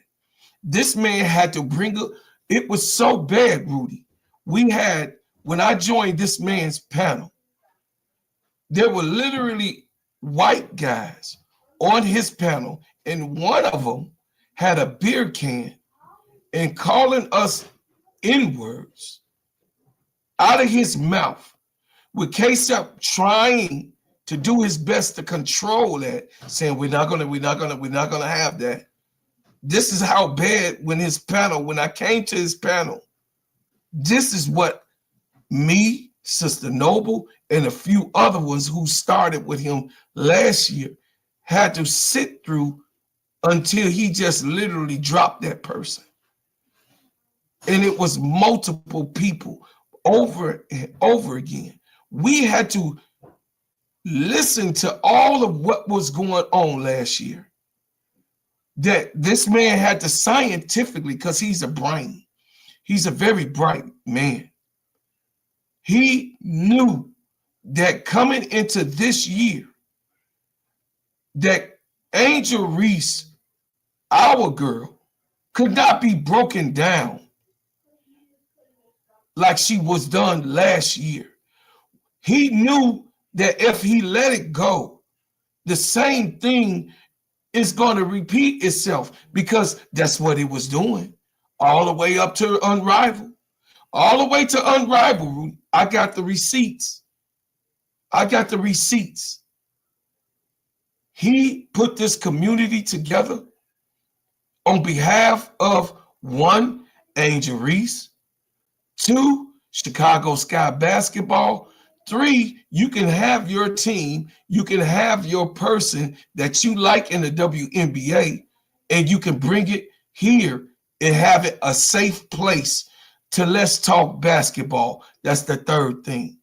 And no one else, since this bull S has been going on, Rudy, has been happening until this man, with his heart, done these type of things to start a community so that we're not going to let the narrative play out again this year, with Angel Reese being at the forefront of the whip. The whip. Hell, we've been getting whipped for 467 years. I mean, how long should we be able to say, oh, man, he just taking it? How can that happen? We were minding our own business on the shores of our own country, chilling at the beach, snatched away, put on a boat, went through a middle passage, and then came here. And some of us was already here. And the ones that were here got murdered. How can you tell these people? It's not a narrative. It's something that happened, Rudy. I told you how old I am. I don't know where you're going with this, though. I don't know. I'm the baby. I'm the baby. I'm the baby of of 9 siblings. My father was born in 1930. My mother was born in 1936. Both of them was raised by their daddies. My father was born in 1906. He's the baby of 11, my grandfather. He's the last one to come. But his parents was born in 1861 and 1863. Guess what, Rudy? I'm the 3rd generation from that shit. So it hits different. It hits different. That's why I'm very careful on how I handle things, because just from the anger of it and knowing what I know, see, your mother, from what you said, she Italian or whatever, she didn't have to not drink at a sink. My mother and father couldn't. Your mother couldn't sit at the back of a bus, but my mother and father couldn't. Your mother and father didn't have to go through band education where you had to be in the shed to learn. My father and mother went through that. Your mother and father can go into a restaurant. My father had to get scraps from the back of the damn restaurant, Rudy. He's from Eudora, Arkansas, deep south, Rudy, where Emmett Till was murdered, brother. It hits different when you talking to a man like me. I served, like I said, in the Panama and the Saudi Arabian War. My father served in the Korean War. And guess what, Rudy? His father served in World War II. I'm 3 generations military man.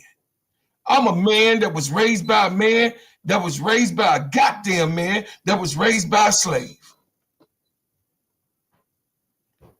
So you got to be careful who watching you, Rudy, because that ignites like that fire that's right there. You ignite something like that with a person like me because my mother was pushed off of a riverbank. My mother, my great-grandfather was murdered. His hands was ran over by a train. Her grandfather sat there. You got to be careful, Rudy. In Birmingham, Demopolis, Alabama. Got to be careful, man. It's some bullshit that they trying to do in this country. It got nothing to do with basketball. If we gonna play on the court, my father always said, Claude, keep it on the court, son. Never let them do it to you. Because I went to a Catholic school, Rudy. You might have didn't have to go in a white community. Well, a white adult was shooting BB guns in our heads, in our backsides, in our legs, in our shoulders. I went to Catholic school, Rudy. I told you that. With priests and nuns with. That shit ain't in the black community, homie. That's in the white community, homie. Gotta be careful, Rudy. Gotta be careful. I got the slash on my eye being hit with a brick getting on the bus by a white boy, Rudy. Gotta be careful, man. I did nothing but go to school, Rudy. You gotta be careful, man. I'm for all the smoke. I'm for all the smoke. We gotta be careful, man. And there's millions that's like me, that got parents like mine, that was beaten, abused, and mishandled in this country. And then you want to tell a person like me that mother and father couldn't drink out of a goddamn sink, Rudy, that I'm changing the narrative? They lived that shit, Rudy. My parents, my mother literally cried on certain things that happened to them as a child, Rudy, in this country. So yeah, K-Sap, I'm taking it there because it pisses me off when a black girl can't just play ball and get critiqued. Talk about her missing 1 million layups. Who gives a shit? But when you go to that point I'm the motherfucking soldier that's there. And I'm waiting. I'm waiting to fall down. If I get taken out, I get taken out. But they're going to see me fall for them. And this ain't all bullshit. And this baby girl that's on there called B Sports Buzz, her uncles and her father been knowing me all my life. And they told her he is what he is.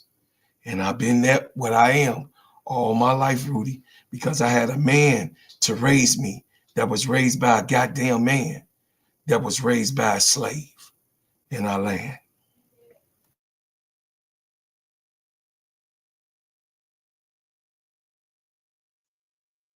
All right, what you got, Sister Tony? Kesa, what y'all talking about? Kesa, what y'all talking about? Because I'm confused. I was confused when I was in the chat, and I'm So what was the reason you came up because on the panel? I'm trying to figure out what y'all why are we getting a history lesson, and why y'all calling this guy Rodriguez, right? That's your name, sir? Yep. You said you had Cuban blood in you, right?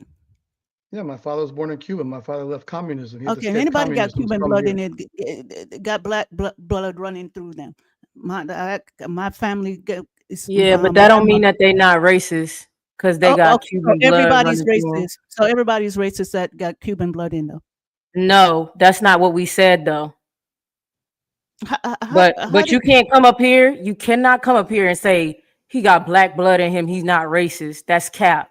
We seen a whole bunch of Hispanic Sister people Tony, vote I advise for you. Trump. Hold on a second. Hold on, no, Sister no, Tony. no, no, no, Sister no, Tony. no. Hold let on, bro. her say what she got to say. Okay, go ahead. Hold on. Let her say what she got to say. And You I'll got a respond. whole bunch of Hispanic people, even black people, voting for Trump. Black people are considered anti-black when they do shit like that. White people are considered racist. They're a part of the systematic racism that has been set up since the beginning of time. But nobody sat up here and called him racist. None of us on the panel did.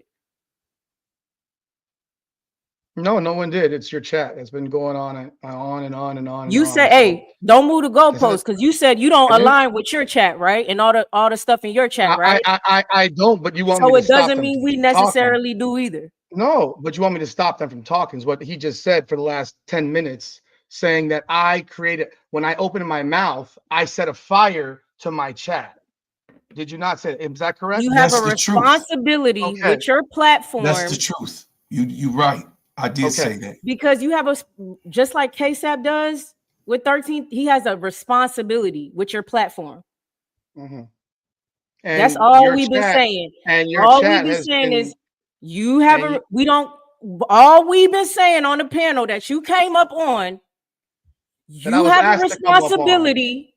If you would just listen.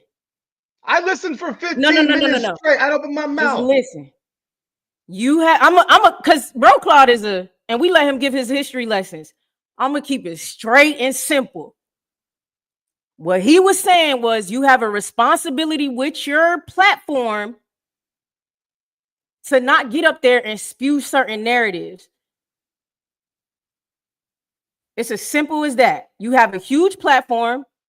You said, oh shit, people are actually watching women's basketball, so I'm gonna start reporting on it. You have a responsibility with your platform to learn the history, etc., all of that stuff, and make good and real, genuine content. Now, if you don't decide to, okay, that's fine. But you came up here and you saying what you're saying, and we're responding back. You have a responsibility with your platform to not do certain things. There is not one video where I'm talking about Angel Reese's looks. I've never seen KSAP say anything like that. Like we don't or respond or talking about Caitlin Clark looks or Cam Brink, or we just don't. We talk about basketball. That's it. We don't get up on our platforms and talk down on any player like that. Because why? For what? It's not a part of basketball. That is all we are. And I feel like you're taking it like people are sitting up here attacking you. You made a video to respond to K-Sap's video. So now you're up here. And we just here to talk about what we're seeing from you and responding to some of the things you're saying. His comments were from a live that he watched for about an hour. And I didn't actually bring it up. Yeah, that's my opinion. I'm not going to apologize for it. I don't make a habit of talking about how someone looks. I've never made a recorded video talking about anyone's looks in a recorded video. I have not done so. In a live chat, yeah, sometimes people say shit. And I'm responding to a comment. Just like there's comments here that I'm looking at where someone brings up Cam Brink and other WNBA women that dress provocatively. I've said that I think Sophie Cunningham dresses like a $2 whore because she does. And if I was her father, I would snatch her up by her fucking head and I'd put some fucking clothes on her. Because the outfit I saw with her was worse than anything I've ever seen Angel Reese wear. And I said that publicly. So don't misunderstand that I'm We're sitting not here asking talking for that. Don't comment on any of them. It's a conversation. It's in a live. I'm not making a video about it. Black, orange. A second ago, I was racist because it was a black woman. Now I'm not. And now I'm racist. Nobody ever called you racist. I'm talking about Miss Nobody L. up Jones. here has said that though. Miss L. Jones alluded and inferred it. She did. It's recorded. You have it recorded. She inferred it. No. What she said was the comment you made to respond to the fact that you're not. Hey, you're not.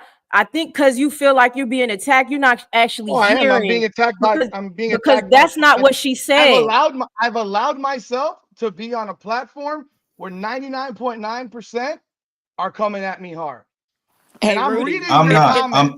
I'm here for a lesson. I'm reading. I'm not coming at you hard. All right. I'm here No, for a he's lesson. talking about the chat. We talking about the chat. He talking about the chat. I'm here to tell you, Rudy, this is not hard. Not from. Okay. You ain't seen Rudy, hard. You got light work, Rudy. It's light work. Anyone and of y'all Rudy, here's the thing. Any one of y'all is invited to come on my podcast anytime you want. And we would probably get the same thing if we came to your podcast in your chat. I would calm the fucking. I have a guy that came on yesterday who I had to calm him because I know where he goes with every fucking comment he makes. Okay. He always goes back to racism, and I'm not doing that because I don't give a fuck about racism in basketball. But if we're talking, Bro Claw said it best. What's going on in the chat is going to happen in the chat. Not everybody in the chat is a fan of the Simply Ball Dropping podcast. No. They come in here, they come to cause confusion. But when someone is taking the time, like you said, we're all investing our time. They only here right now. It's not just you, but we're here and we're sharing our perspective. When I started talking, I didn't come at you disrespectfully, but because you were on the defense and you didn't like what I said, you immediately snapped at me, right? And it wasn't necessary. I was speaking to something that you said. I didn't go and create a new narrative. I didn't say anything negative or disrespectful to you. I didn't bully you as I've been accused of being this week. I didn't do any of that. I was simply bringing back to you what you said and trying to offer a different perspective. This isn't me trying to change how you advocate for Black folks or don't. This was me trying to have a really calm, sensible conversation with you, giving you a different perspective that maybe you hadn't considered before. And let me say this, Elle. I'm gonna say this. You got to understand, Rudy, too. You're in a panel. You're on a panel with a lot of these subscribers are Angel Reese fans. So anytime you speak ill of her, of course the chat is gonna go a little crazy. That's with anybody that has a favorite fan. I'm an LSU fan. If I go on a panel and people talking about my Tigers, I'm gonna talk about them. That's how it goes. So if you thought you can come up here and talk about somebody's favorite player and not get any pushback from the chat, you gotta be a little crazy. I don't get pushback from Bron fans like this. Are you crazy? Bron fans, look. I don't get pushback from Bron sexuals like this. But do you know why Angel Reese fans give so much pushback? I have absolutely no idea. I You have don't Almost no lost idea. myself, K-Sap. You I'm have back. This is no basketball. idea in the world on why a lot of Angel Reese fans are in defense. Why don't you No tell me idea. then? Then why don't you tell me? Because they came for us and we didn't send for them. Because of why. some of the things that this girl has to endure. I'm new to YouTube. I'm not even at 500 subscribers. I post clips of unrivaled games. I post a clip of Angel Reese doing a Euro. Somebody in the comments said, "Oh, is that Sid the Slaw?" What? Exactly. I didn't hear what you said. What'd you say? Somebody in the comments said, "Oh, is that Sid the Sloth?" On the video I posted of Angel Reese. So I'm gonna tell you why Angel Reese fans are so defensive and so always ready on go. It's because of some of the things that we have to deal with as from being her fans. Some of the things we see her have to deal with from what she did in 2023 in a championship game. Her comments are atrocious. I got this live posted on my Twitter page right now. And somebody in the comments said, you black N-words can't stand a CC fan. We wasn't even talking about CC. That's the problem that So we do have. you not know why Angel Reese fans are so defensive? Why Angel Reese fans are always on go? We have to be. Well, they came We for us and we literally gotta have to be. end it. But the fact that she's 22 years old, so the fact that you're dumping on a 22-year-old is kind of weird. So is she a professional athlete or is she a 22-year-old? She's a 22-year-old athlete. Hold up. She's a 22-year-old professional athlete. Wait, do you have kids? Yes, I do. LeBron was a 19-year-old pro child, athlete. if that was your child, would you like somebody dogging your child out there day in and day out? Would I like anyone dogging my child? Obviously not. So why the hell would you be dogging a 22-year-old? It's kind of weird. It's kind of weird. I critique basketball. Weird. At the end of the day, critiquing basketball is one thing. If it's basketball, then you talk about basketball. Basketball don't have nothing to do with somebody's clothing. Basketball don't have nothing to do with it's about the game. But Y'all even the way that they mixing critique up her the basketball, even Tony, if they criticize her basketball skills, they criticize it harder. They criticize it harder than they criticize any other. Criticize a 22-year-old because what she wears is freaking weird. It's freaking weird, and it makes you look like a creep. Okay, I'm just glad I wasn't on social media at 22 because it don't make no damn sense, y'all don't say nothing. But hold on, I don't never hear y'all talk about Rickea Jackson, and Rickea Jackson wear more scanty clothes than Angel Reese does. But they like Rickea Jackson, so that means they don't talk bad about her. Tony. It's 10 times obvious. Why don't you talk about Rickea Jackson? Why don't I talk about Rickea Jackson? I think she dresses wears some fancy clothes. She dresses very inappropriately as well, in my opinion. If I was a father and I saw her posting that shit, if I was a father of a daughter, I would have a problem with Rickea Jackson dressing the way she dresses. Just like I just said, Sophie Cunningham dresses mad inappropriately, in my opinion, as well.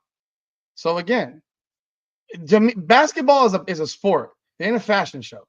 This whole red carpet crap that I'm watching every single night. But the males do it too. So how you men been doing it since the beginning of time? And if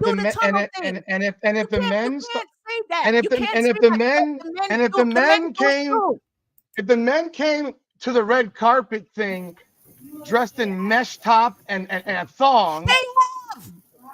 No, they have not come in the thong. Dennis Rodman. Man, this patriarchy society is really bugging. Hey, Keisha. All right, Dennis Rodman. Dennis Rodman. Last year, Russell Westbrook just wore a mesh top. All right, man.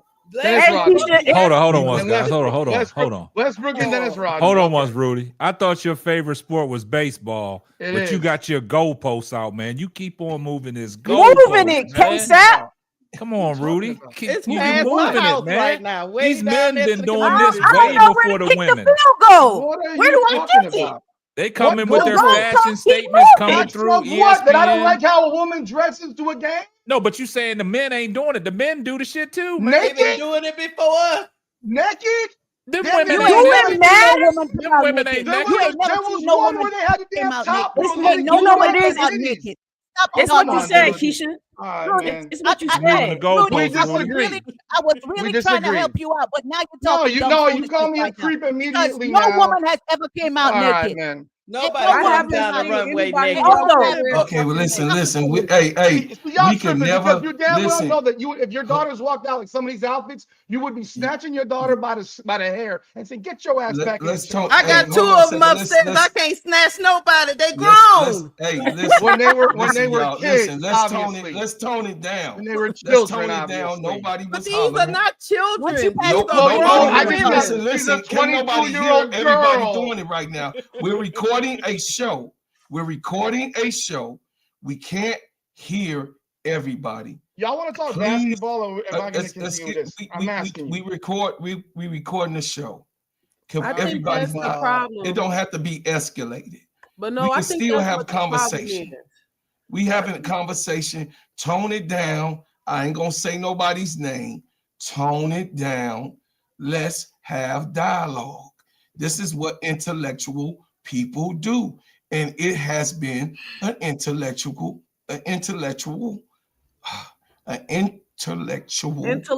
talk.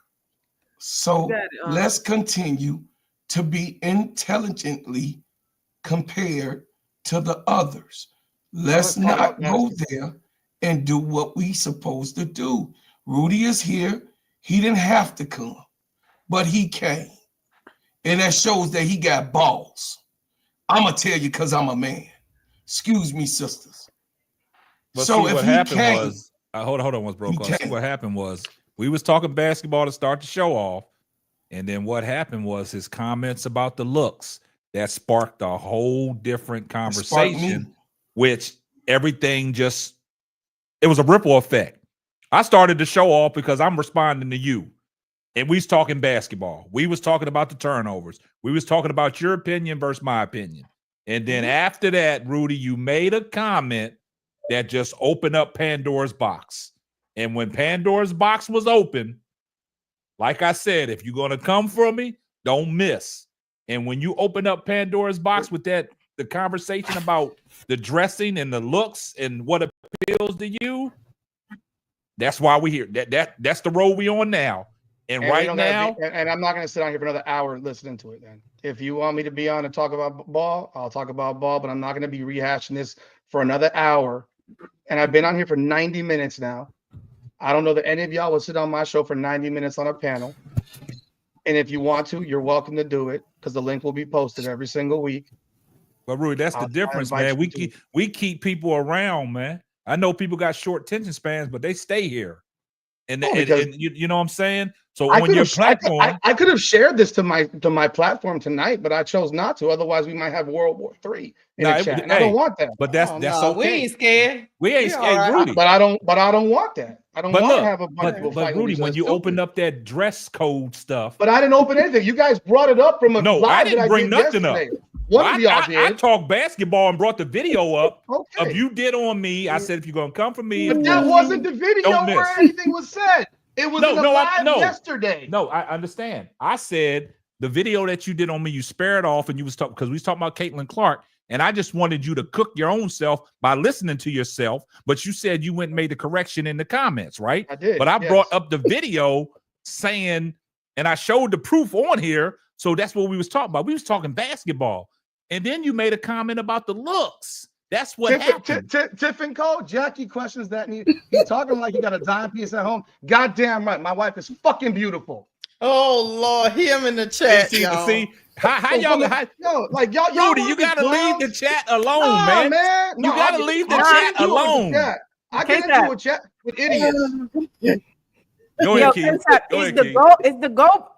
Did he not say on his channel he don't pay attention to that? That don't matter. But now here on this platform, it all of a sudden matters. No, I do pay attention to it, and I stop a lot of it. I actually make comments to it to stop going in directions. I can only say it so many times, and I'll verbally say it. But Rudy, we on this panel. You on a panel with us, man. Great. Don't worry about the chat. Talk to the panel. Talk to the panel, Let's man. talk about basketball then, because I'm done talking about the nonsense about how I think somebody looks. Okay. Which he said literally a 5-second to 10-second spot in a 3+ hour live. I have now told you that I think I've actually think what see, you keep opening it up. Rudy. Stop it right there, Rudy. Rudy, don't get sensitive. It's gonna be okay. Let's talk about ball. Let's talk about basketball. We ain't talking about ball. I think remember, I was the one that shut down this conversation, and y'all continue. I didn't continue. It was brought back. I didn't continue it. I'm happy. I just want to say, I just did a video about Chelsea Gray. Look, I just want to say this, okay? Go ahead, now, I just want to say this because my audio is messed up, my sound messed up, and all of that. I need to get this out. My sound is messed up. Okay, so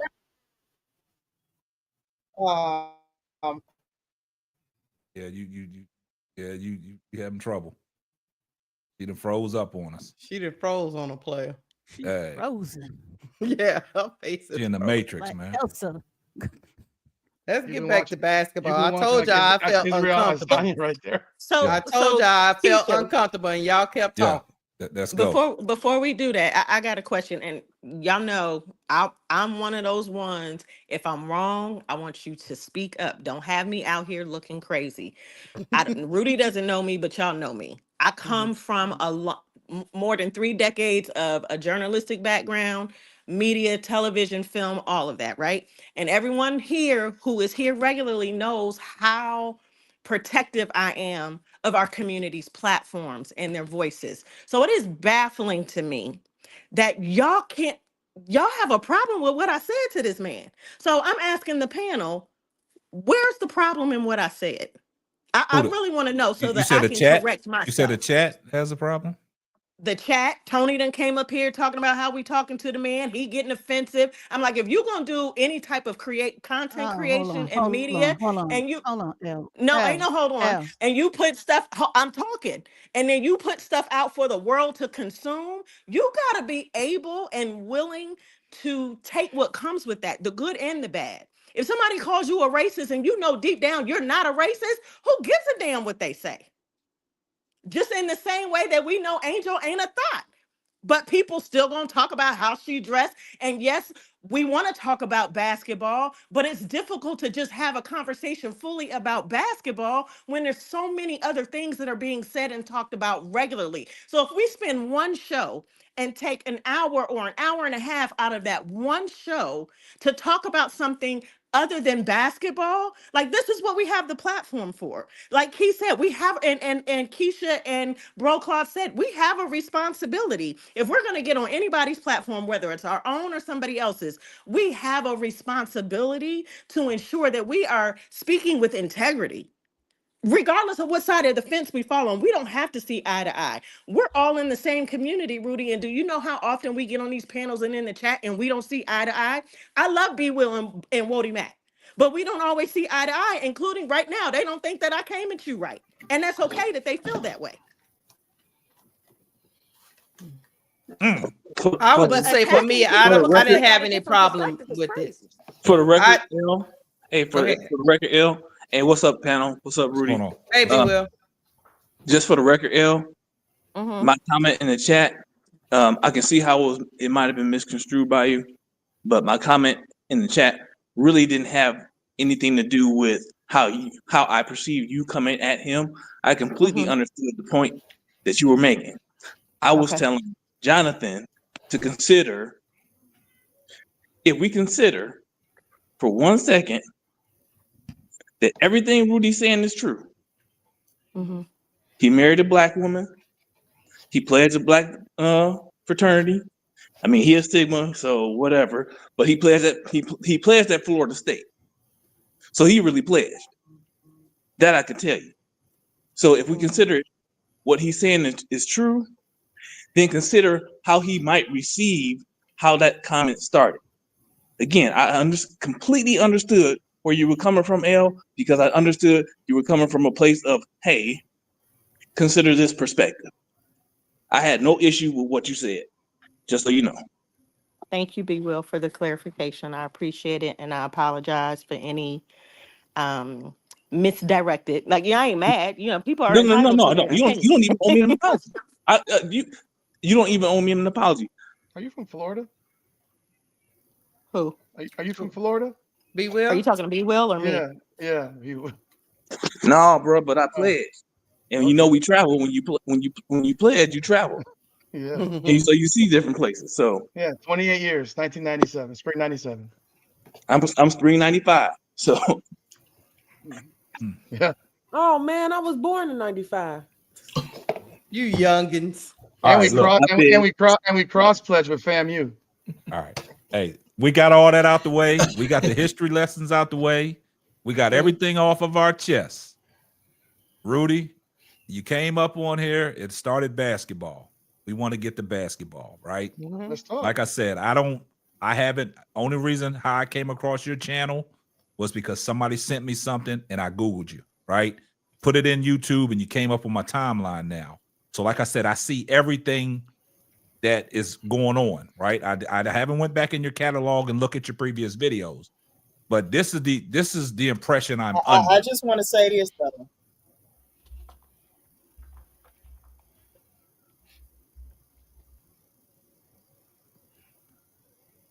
Did she go out again? You went out? She went out again. yeah, every time she started talking, she go out. I don't know what's wrong. I don't know what's wrong. We apologize on that. Go Rudy. ahead. Go ahead, I don't know K-Sap. what's up. But like I said, I haven't went back and looked at your whole catalog. But from what I've seen so far, and from the rant that you did on your community page, it looks like you're playing the fence. And that's why your subscribers have ditched you. And you told them to fuck off. But that's the only thing I can see, because I watched that video. You gave Angel Reese some just dues on her basketball and what she's doing and how she's playing. And you're recognizing that. So you made a video about that. People didn't like that. Your comment section was going crazy on you. I don't know who these people was in your comment section dropping the comments on your videos, but they was pissed off at you, Rudy. They called us vampire. They called us vampires. Look, they was pissed off at you. So that's why you had to go on that rant, because you was only talking basketball. You was talking your opinion on what you thought Angel Reese was doing over these last couple weeks. And when we talked about the MVP conversation, you basically said she can be a top 3 MVP candidate. People didn't like that, right? So what happened, Rudy? They start ditching you. Like I said, I haven't watched all your videos in your catalog, so I don't know where you started from and what you've been talking about. But that particular video, because it was titled Angel Reese MVP, people started hating on you. And this is what goes with us on this platform. When we're talking basketball and giving Angel Reese her flowers and her respect for her basketball abilities on what she started off last year, coming into the WNBA, nobody thought she was able to do the things that she was doing. A seventh pick in the WNBA, statistically, they don't stay on teams long. They get waived. And for her to come in and do the things that she's did, and everything that everybody pointed out, that she's missing layups, she's stat padding, she needs to find out how to do a layup. She can't do the mic and drill. I saw that on one of your titles. She can't do the mic and drill. She couldn't. And that's pretty sad that she couldn't. And she improved all that, right? And I acknowledged it. And that's what I'm trying to say, Rudy. You was talking basketball, and when you did that, your people turned your back on you. I had 9 unsubscribes. But I'm saying, but that's a lot of subscribers in the YouTube space, man. You know, people trying to get subscribers, but if you're losing them because you're talking basketball and you're giving Angel Reese. Now, if you did a video on Rakia Jackson saying the same shit, you wouldn't have lost nobody. But when it comes to Angel Reese, that's the problem. Well, there's a disdain. There's a disdain for Angel Reese, absolutely. And that's what I'm saying. So now when we're talking basketball, so if we're saying something about Angel Reese, I get comments, people come with my comments. Well, Caitlin Clark is the best thing since sliced bread. This ain't a Caitlin Clark video. This is an Angel Reese video. We deal with it all day, and we only talking basketball. There's not a video that you can go out there and look at that I've hated on Caitlin Clark, brought up Caitlin Clark's looks or anything. When I'm talking about Caitlin Clark, I'm talking basketball. And what I told people, what I like to see in Caitlin Clark to better her game, and even Sister Noble talked about it, she needs to have a move going to the basket, finishing around the rim instead of just settling for threes. Yeah, she is a great passer, but when I talk about Angel Reese, I've stated her flaws. Yeah, she can be better around the rim, but she's worked on that. She's got with Lisa Leslie. Everything has been trending upward, and she's showing that. So when I'm talking Angel Reese videos and stuff like that, we talk about Chicago Sky. It ain't just about Angel Reese. We talk about the fit that people need to be around Angel Reese, the players. We talked about the draft picks that they lost. We talked about the Ariel Atkins. We talked about the Kia Nurses. We talk about the new acquisitions. We talking basketball. But it seems like every time we talking basketball, everybody wants to give this backhand compliment to Angel Reese, like you're building her up and then you're breaking her down like a Black & Decker workbench. Nobody can keep it basketball. We talk about other players. We talked about Hannah Hidalgo. We talked about Ozzie Fudd. We talked about Sanaya Rivers. We talked about everybody. But it seems like when we say stuff about Caitlin Clark, if we mention Caitlin Clark could be better defensively, Caitlin Clark needs to stop turning the ball over. We get called out of our name, but shit, it don't bother me. I see it in the chat. And they in my chat calling me a racist. You see what I'm saying? I don't pay attention to that. That's why you have moderators to control your chat to get them out of there if racist content. Just like Bro Claw said earlier.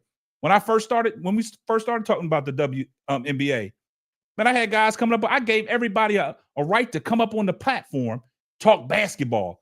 A guy up here with a beer can calling me racists and all that, calling us out of our. I let him stay here, and then we got him out. But that's the point that I'm trying to make, Rudy. When you're talking basketball, people don't like it, right? So people start hating on you. But when we talking basketball, you did a. I heard you said that you didn't think Juju Watkins should be a unanimous candidate. Oh. So, like, nope. Why so? Why so? Well, I have watched Juju Watkins play a lot this year. She had a 12-game stretch where she shot 35%. I didn't say she shouldn't win. Didn't say that. See, if you watch that video, I never said that she didn't earn it or deserve it. But I think in a when you have a situation where you have very, very even, it's a very even year. You have Hidalgo, who when they played head-to-head, team to team, she outplayed her. You know, you have Flage, who I love. I think she's the best. I think she's the best talent in the country. Flage been staking it up. Be real. No, she's had a couple bad games. I'm talking about her overall back. You want to go game by game? We can do that because I can show you 12 games in the Big Ten where Juju Watkins shot 35%. Oh yeah, her shot percentage is and that's part of winning an award. Efficiency matters. So that's if being efficient is important. I don't think Paige Beckers should win it, even though she's probably the most efficient of all the candidates. That said, when you can't even get 3 judges in a boxing match to agree on a round, let alone having what's this committee? If it's a committee of 1, my question was, what is this committee? Is this a committee of 1 or a committee of 10 or 15 or real actual voters? If it's a committee of 1, then it's not a committee, because I've never seen any award in college basketball where they make a point to say someone won this unanimously in college basketball. They just won it. The Athletic, I've seen the writers they have at the Athletic. They're not, most of them are college intern level writers. I have a degree in journalism myself. They're not what I would call journalists. And so if there's one person making that decision, then say it's one person. But that doesn't make it unanimous. It's one person. If you had 15 people in a room, you could walk down the street right now and has 15 people. Who's the best college player? You'd probably get 5 different answers. Who had the best season? You probably get 5 different answers. Opinion. It's everybody's opinion. You're right. And when you can't get 3 judges in a boxing match to agree on a round, how are you getting 15 people or 10? That's what I'm asking about. Is it a committee of 1 or a real committee? And that's where when you say people make a point to say unanimous, if they just said she won it, I'd say okay. Unanimous makes it to me like there's something more to what they're trying to do with the Athletic, because they want something. They want Juju to be something that, at the end of the day, maybe she will be, maybe she won't be. but I think Hannah Hidalgo had a phenomenal year. I think what's her name? Tanaya Latson had a phenomenal year at Florida State. I mean, Florida State doesn't exist if it's not for Tanaya Latson, and she's from South Florida. So, I agree. You know, Lauren Betts, until those 2 games with Juju Watkins and USC, she was looking like she might be the front runner for Player of the Year. And I think USC has proven to be a really bad matchup for UCLA athletically. Mm-hmm. Is Hannah Hidalgo not in the same boat as Juju as far as percentage and shots? Because I feel like she's 4% better in both. And she shoots 40% from 3 and 46.5% from the field. So okay, she's I feel like they're the same better. person.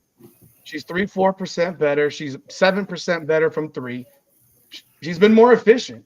Efficiency in basketball matters. That's it. It's my opinion. I don't think I'm shocked. No, that's the truth. Okay. That's not our opinion. That's the truth. No, it's my opinion that it shouldn't be unanimous. Like when you have an award, it's shocking that it's unanimous, and that's why I think there's an agenda behind it. Because you won't hear whoever wins the Naismith Award, which is the real one, they won it unanimously. You won't hear that. You won't hear a vote tally or nothing like that. It won't be shoved into your face. So I think Juju Watkins is a great player, but I think there's also extra push behind her for things that people want to see in certain media. Let me ask you this, Rudy. Since you're talking about unanimous, do you think Caitlin Clark should have been unanimous Rookie of the Year? Yes. Why is that? Because I think why? Trick because bag. Why is that? Trick bag. What? Why is that? Because she had the best year from beginning to end of all the rookies. And if you don't agree with that, that's fine. That's your opinion. See, that's your opinion. You're right. I disagree with that. Yeah, I'm sorry, y'all. Was she efficient? Was she efficient? Not as efficient as she should have been, but she was okay. still the best. But you said not as she should have been, but you said Juju is not efficient. Okay, but we're talking. Okay, are you comparing Juju to Hannah Hidalgo, Flau'jae Johnson? I don't compare them to nobody. That's the problem. I'll show you the stat lines, efficiency wise. No, hold on, Rudy. What I'm saying is, you asked me, am I comparing them? I don't compare these players to nobody. Well, I judge them individually, right? Okay, let's judge individually. Who was more efficient, Caitlin Clark or Angel Reese? If you look at it in the whole totality of it, my opinion, Angel Reese. More efficient. Yes. So she's shooting 39%. Because look, efficiency in basketball ain't just shooting. It's your true shooting percentage. It's what you do offensively and defensively. Efficient, right? Angel Reese was efficient on the offensive end and the defensive end. Plus, was Caitlin Clark? Okay. Was Caitlin Clark? Hold on, I'm just asking a question. Was Caitlin Clark efficient on the defensive end? Caitlin Clark had the worst plus minus in the WNBA. Yes. So how is that being efficient? So if you're looking at that, you'd have to show me that stat to say that she had the worst in the WNBA. Yeah, I'll pull the stat. I'll get the stat. Somebody will pull it up. But hold up, let me continue. Let me continue. Go ahead. So when you're talking about Caitlin Clark's defense, do you think Caitlin Clark is a good defensive player? No, I think she's an average one. You think she's average? Yeah. I'm sorry. I'm going on mute. Average. I don't even think she's average, Rudy. Okay. And you think, okay, so let's have that conversation then. Is Kelsey Mitchell a good defensive player? Kelsey Mitchell was probably she's not a good defensive player. But no, listen. No, she's not a good defensive player. Their whole guard situation, guarding on the perimeter, was pure D trash. But it was times that the coach had to hide Caitlin Clark on the defensive end. How did she hide her? Please do tell me, because they never played zone once the entire season. Taking her out the game? Yes. She played 36 minutes a game. That started off at the beginning of the year, Rudy. But the people started getting mad at Christy Sides for taking her out the game. Christy Sides I watched every game. Now everybody want to blame Christy Sides. See, that's where listen, I got it though. Hey guys, hey fellas, here we go. The best defender on that team was Aaliyah Boston. Hold on a second. This is what? Google. Hold on a second. I knew it was gonna spark. Hold on a second, sister. So on Google, because like Gilbert Arenas said, Google is your best friend. Caitlin Clark's on-court net rating differential has been negative, indicating that the Indiana Fever's scoring margin worsens when she's on the court. However, many factors can affect a player's plus and minus, including the quality of their teammates. Caitlin Clark net rating differential is a negative 1.3, which is the worst in history and in the year of 2024. Meaning the Fever's scoring margin drops from 9.7 per 100 to 11.0 when she's on the court. Facts over emotions. So show me the plus minus again, like I've asked you for. This is what we do, Rudy. You said plus minus. Plus minus is a plus 1 to whatever. Show me the actual number. I'm just saying. Listen, I don't know what that minus, because I know the PER will tell you something different. Listen, anyone can pull the stats. Hey, bro. Hold on a second. Hold on a second. The facts is that she was the worst in the WNBA when she's on the court with her team, meaning she did not make her teammates effective as others before her. 144 players. So ask she's yourself. 104. Listen, 144 players, Rudy. She's 100 out of 144 players. She's 143 of them was better than her on the court, for as Google is concerned. If Indiana does not have Caitlin Clark, are they 20 and 20? No, I agree. Listen, Rudy, you can't do that. What you're saying is factual. Come on, man. What? Listen, I want to see the facts. I want to see the little dance now. Two things can be true, Rudy. Two things can be true. Okay, fine. Then say the two things can be true. Two things can be true. Don't sit here. Don't use a Google of AI opinion that they were worse when she was on the court. AI opinion. Rudy, ain't you the one that say facts over? Don't you got shirts that say facts over feelings, man? Get out your feelings. I'm still asking. Get out your feelings. I'm still asking for the plus minus, the actual number. You gonna show it? I go look it up while y'all. I just said 1.3. I got it. I got it right here on the WNBA stat. I don't understand. Got it. Hold on, Mosquito. What'd you say, I B? got it. What'd you say, I B? got it on the WNBA website is negative 1.6, and it's on the WNBA That's website. not what plus minus actually is. Plus minus is literally a plus minus number, the entire number.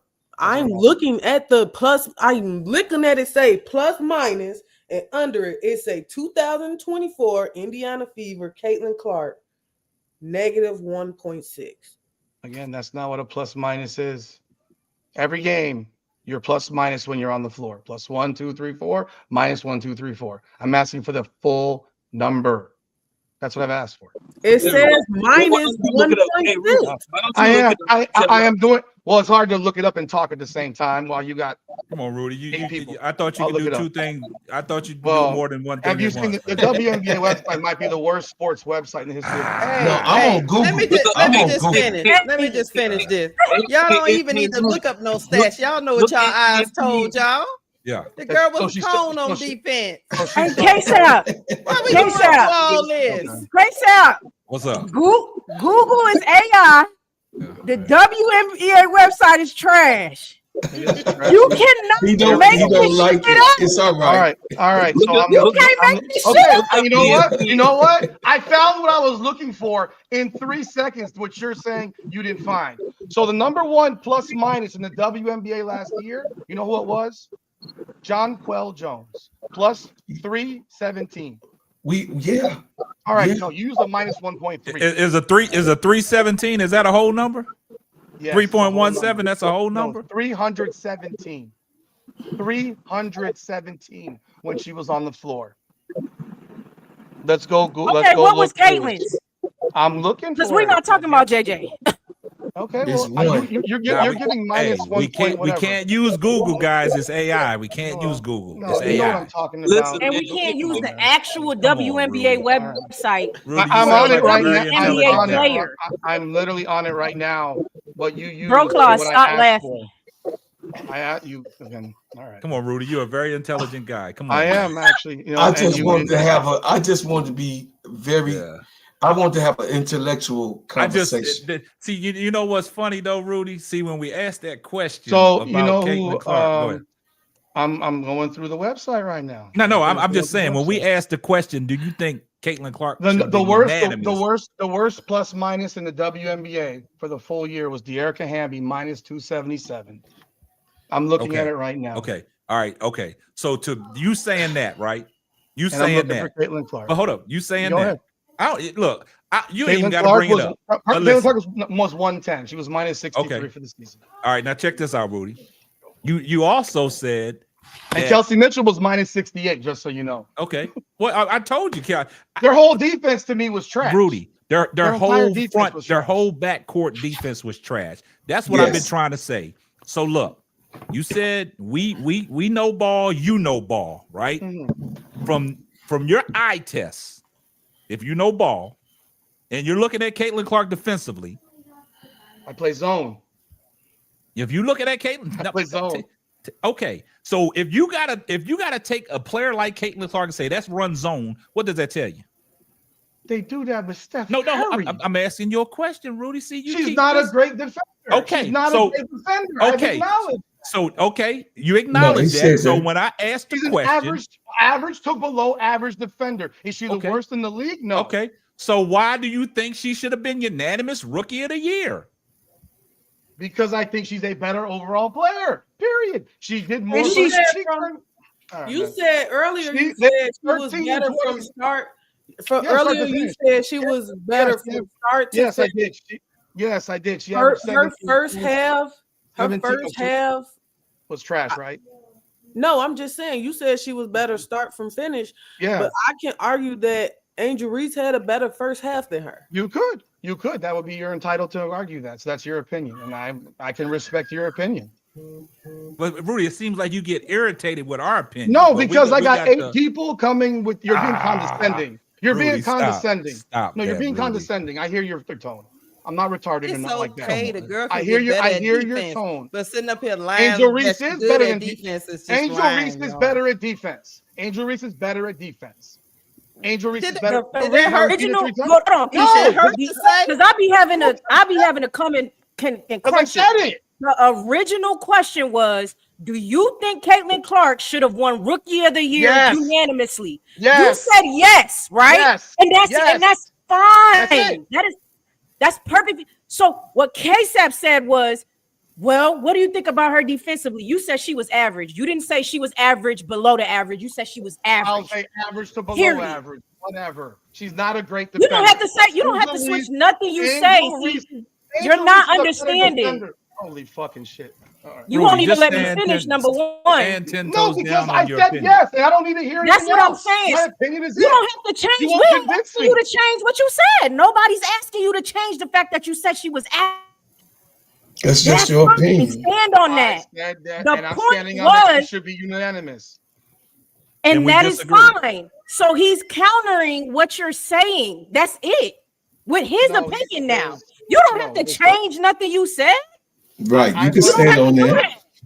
This is a safe space, Rudy. You straight. I mean, you can stand on that. Rudy, see, you don't know me, Rudy. You don't know me, Rudy. So you sound condescending all the time then. Nah, this is just me. Look, he a troll. I'm a troll. I'm a troll, Rudy. You sound condescending as shit. No, it's not, Rudy. You tell everybody that. Stand on your opinion. Stand on what you say. Do that to all of us, Rudy. It's okay. He do it to Rudy. He trolled everybody that's on you. Look, Rudy, your opinion is not wrong. Your opinion is not wrong. How can your own opinion be wrong?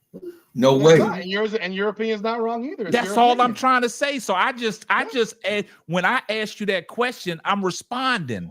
I asked you another question. Do you think Caitlin Clark defense is good? You said she's average. So when I'm looking at a totality of a player, like I said, I don't compare these players against each other. That's something I don't do. And that's the problem that we have. We keep on trying to compare this certain player with this certain player. And these narratives start getting screwed around. Yeah, two different positions. They get screwed around YouTube, and you got to put out the nonsense. But what I'm saying is, when you said Caitlin was unanimous, I disagree with that. Okay. There's other players that should have had some votes outside of Caitlin Clark, and the one person that voted for Angel Reese. I mean, it should have been more. I mean, Rakia Jackson had an exceptional year. Aaliyah Boston. I mean, not Aaliyah Boston. Aaliyah Edwards had an exceptional year.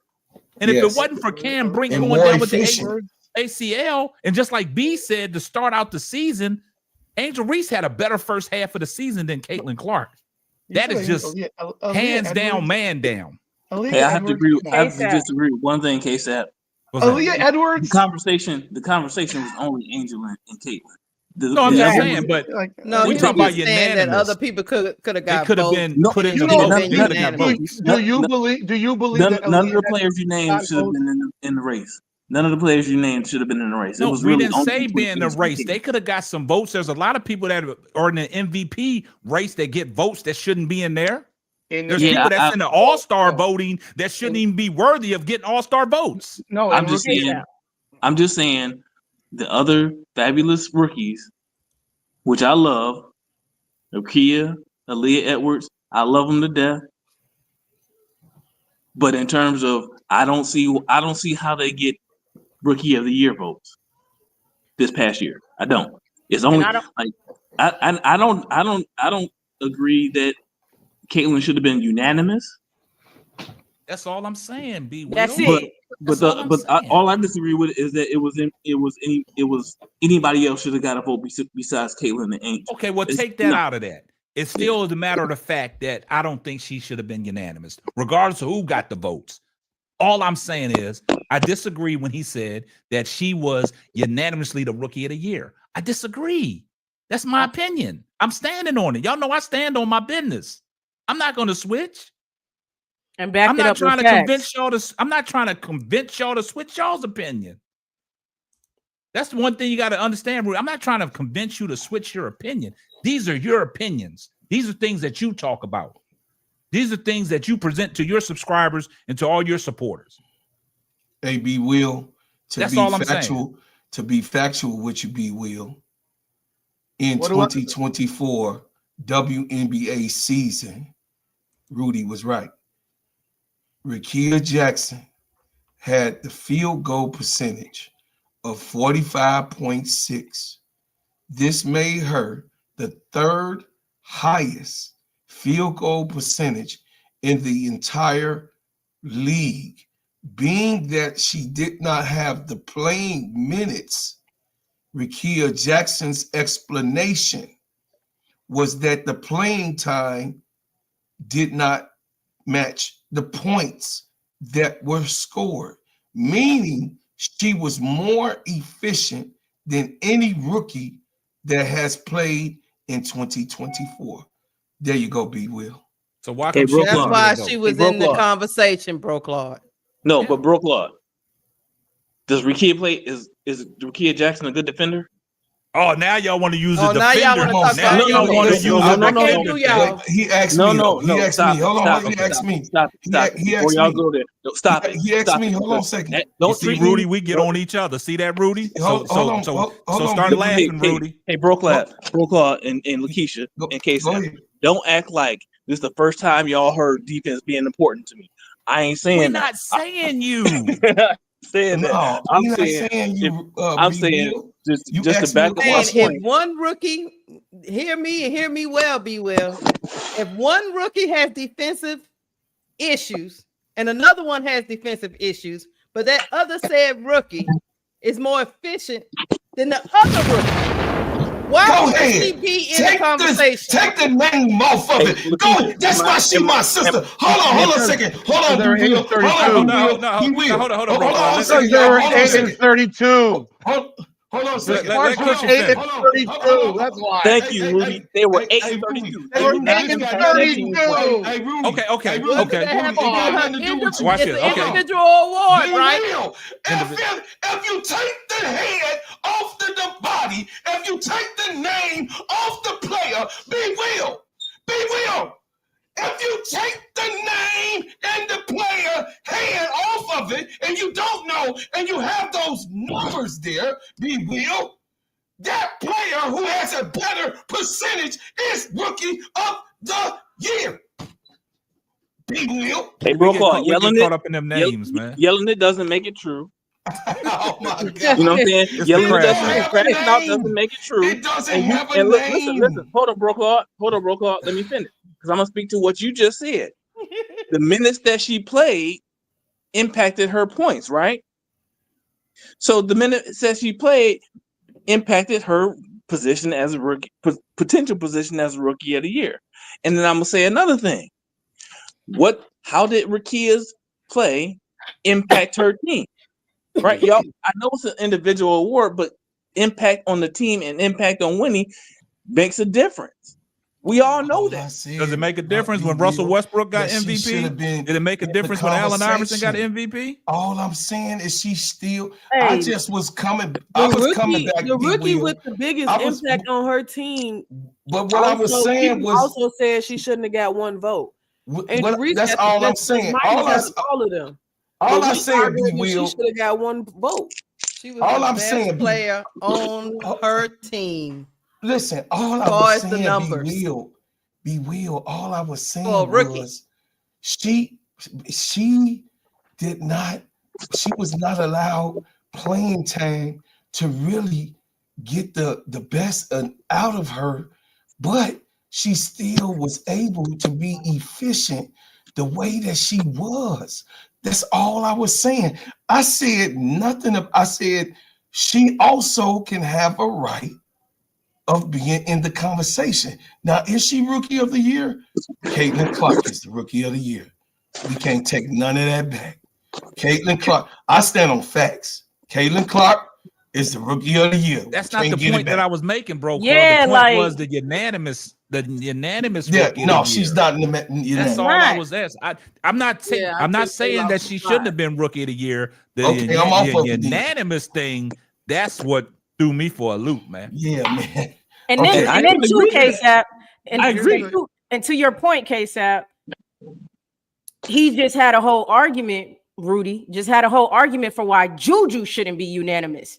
But now when we bring it to Caitlin Clark, that our whole argument goes away. Not at all. If you had three players that had 19, 8, and 6, and one shot 41 and one shot 46, I tell you the one that shot 46 should be the rookie. I got a of the key. year. Let me get this You straight. go right ahead. So Caitlin Clark could be unanimous, and her team was 20-20. Yeah, they were 13 and 27 the year before. Right. Remember that part. And she went through a time where she was very inefficient, correct? But Juju team like 29-2 or whatever it is, and she went through a period of being inefficient, and she won more games, but she can't be unanimous. Are you really comparing college basketball games to WNBA games now? Don't move the goalposts, Rudy. You're doing all right. Don't move the goalposts, Rudy. I'm not moving any goalposts. You just compared a college record. No, we're comparing who you said can be a unanimous. Who I said. There are more in the WNBA. There was no real second place. It was Angel Reese. She's second place. If they did first, second, and third place votes, Angel Reese should have gotten every second place vote. That's my opinion. She shouldn't have got no first place vote. None. And Hannah Hidalgo has just as good numbers as Juju Watkins, if not better, and beat her head to head on top of that in LA, no less. And there's other players who actually have better numbers and have impacted winning just the same. So I just saying won more games than Hannah's team. And Hannah Hidalgo is on a better. I thought you said that mattered. Is on a better team with you think Notre Dame's better than USC? You think Notre Dame's better? They're better than USC. Not a chance. They're better than USC. No way. They have 3. They beat them. Rudy, they beat USC. I'm talking about talent. Talent for talent. Go look at the talent at USC. They have 4 players that's going to the WNBA. Yes, right now. Betty Westbelt. And USC, if you tell me they probably got 5 on their starting, everyone their starting line would be in the WNBA. Their whole starting line. TiVo is not getting. TiVo watching the game. Kiki Ariath is going to be the 3rd pick in the draft next year. Yeah, Juju. That's all they got. Okay. It's going to the W. You don't think Kennedy Smith is? Isn't that her name? The guard. She a freshman, right? She's a freshman, right? She's a top shelf freshman, right? Notre Dame has the better team, has a worse record, and they beat them in LA. They still got the better team. I agree, Coach. I disagree with you. I think that USC has more talent than Notre Dame, but that's my opinion. Yeah, that's your opinion. That's moving the goalposts, Rudy. That's We'll moving the let you have goalposts. that opinion. Rudy, let me tell you why that's moving the goalposts. How is that moving the goalposts? Because raw talent does not mean they have a better team. Notre Dame has a better team. You think so? Okay. I do. We disagree. That's fine. Hey, hold on one second, man. Hey, I see people. Hold on, guys. I see people that's trying to come up on the panel, man. The panel's full right now. We got 6 people up here. We got 3 off on the side, man. Yeah. So, y'all gotta be patient, man, before I can let everybody else up, man. We only got 6 on the panel, man. We can't have a congested panel where we over talking. We got 6 where we can manage it better. So we already got 6 people on the panel. So when somebody steps down, then somebody else can come up. Okay, so I'll go ahead and step down. Play against Notre Dame. He was. Was that you, El? She was hurt. Yeah, I was saying I'll go ahead and step down so you can bring somebody else up. All right, I appreciate you, El. No problem. Thanks. Hey guys, and also, man, we got 1,347 people in here listening and watching the live, man. Make sure y'all drop a like on the video, man. That's all I ask. Yeah, hit that like and subscribe. Hit the like and Especially you subscribe. ex people. Yeah. Over here getting free content. I see you. They lurking in the back pews, man. They sitting in the back of the church, man, trying to get a sermon. Yeah. All right, go. All right, now who was talking? Go ahead, B. Will. I'm sorry. None of y'all people want to subscribe to my page, man. I've been taking 2 hours and 15 minutes of. Oh, they'll go over there. Oh, they'll go over there, Rudy. They're gonna go over there. They'll go over there. I can't even get them to subscribe to my page, so don't feel bad. we vibing. Hey, listen, before we go further, would y'all please hit the like button, y'all. Yeah, hit the like button, please, and subscribe. It's real easy. We giving you good content. This man then came from his side of the court and came over here and got beat on the head, and he's taking the person. Hit in the head like a chicken wing, But he then came over here, man, 10 toes down. And y'all like and subscribe, man. Let me ask you a question. Y'all I appreciate that. Let me ask you a question. Do you think the WNBA needs to change this ridiculous rule of 22 for the WNBA draft? I do. Yes. I think they need to, but I understand why they won't. And I understand, and my reasoning for why I think they won't change it is because the WNBA is just not big enough. The NBA has like 32 teams plus a G League, and they also have 14 roster spots on those 32 teams. A lot of these girls in college have the talent to make teams, but the WNBA just don't have enough teams for them to make. So the best way to ensure that these girls, will have a future outside of basketball is if they push them through 4 years of college. So I get why they don't. That's a fact, B. But I'm glad you said that because I was actually gonna. Them facts. That's facts. Yeah. In the next couple of years. In about 3 years, they'll be able to start to take it down because they just. Rudy, they said type your channel. Yep. Oh, you got it. I'm doing that. Yeah, I'm doing that. For everybody information, Cleveland has been approved as of Sunday to have a team. So Cleveland was approved by the committee to start up their team in 2026. Good stuff. I just saw that, bro, Claude. That's cool. I asked more teams. I know. I mean, I asked the question. I mean, I asked the question because I think the rules are outrageous. It's outrageous as the one in the NBA making these guys go to college for a year. I know why they did it because these NBA teams kept drafting guys on potential who ended up being completely terrible. But the WNBA is void of talent overall. They just expanded by a team. They're expanded by 3 more teams. So they need another at least 36 players. And I mean, y'all can disagree with me if you want, but would you call some of these that may change next year? It should change immediately. That may change. It may change because the new CBA is coming up. They should change it. I would change it right now. Because you know what that draft would look like. See, this is part of. There's a You lack have it of going to competence. 13, Rudy, so you'll know. There's a lack of competence in management of this league, in my opinion. That you don't. I would change it now. Fuck the CBA. I'm letting these girls come if they want. If they don't want, that's their choice. But they're gonna have the option to make that decision. Say, come now, because the WNBA is sparking hot. I also don't think the girls can come. You can't change it now, though. You can't change it now, though. I understand where you're coming from. You can't change it now, though, because there is a current CBA. Yeah. Right. Also, So that very thing is a tenet of the current CBA. So the earliest they can change it is in 2026 when they negotiate a new CBA.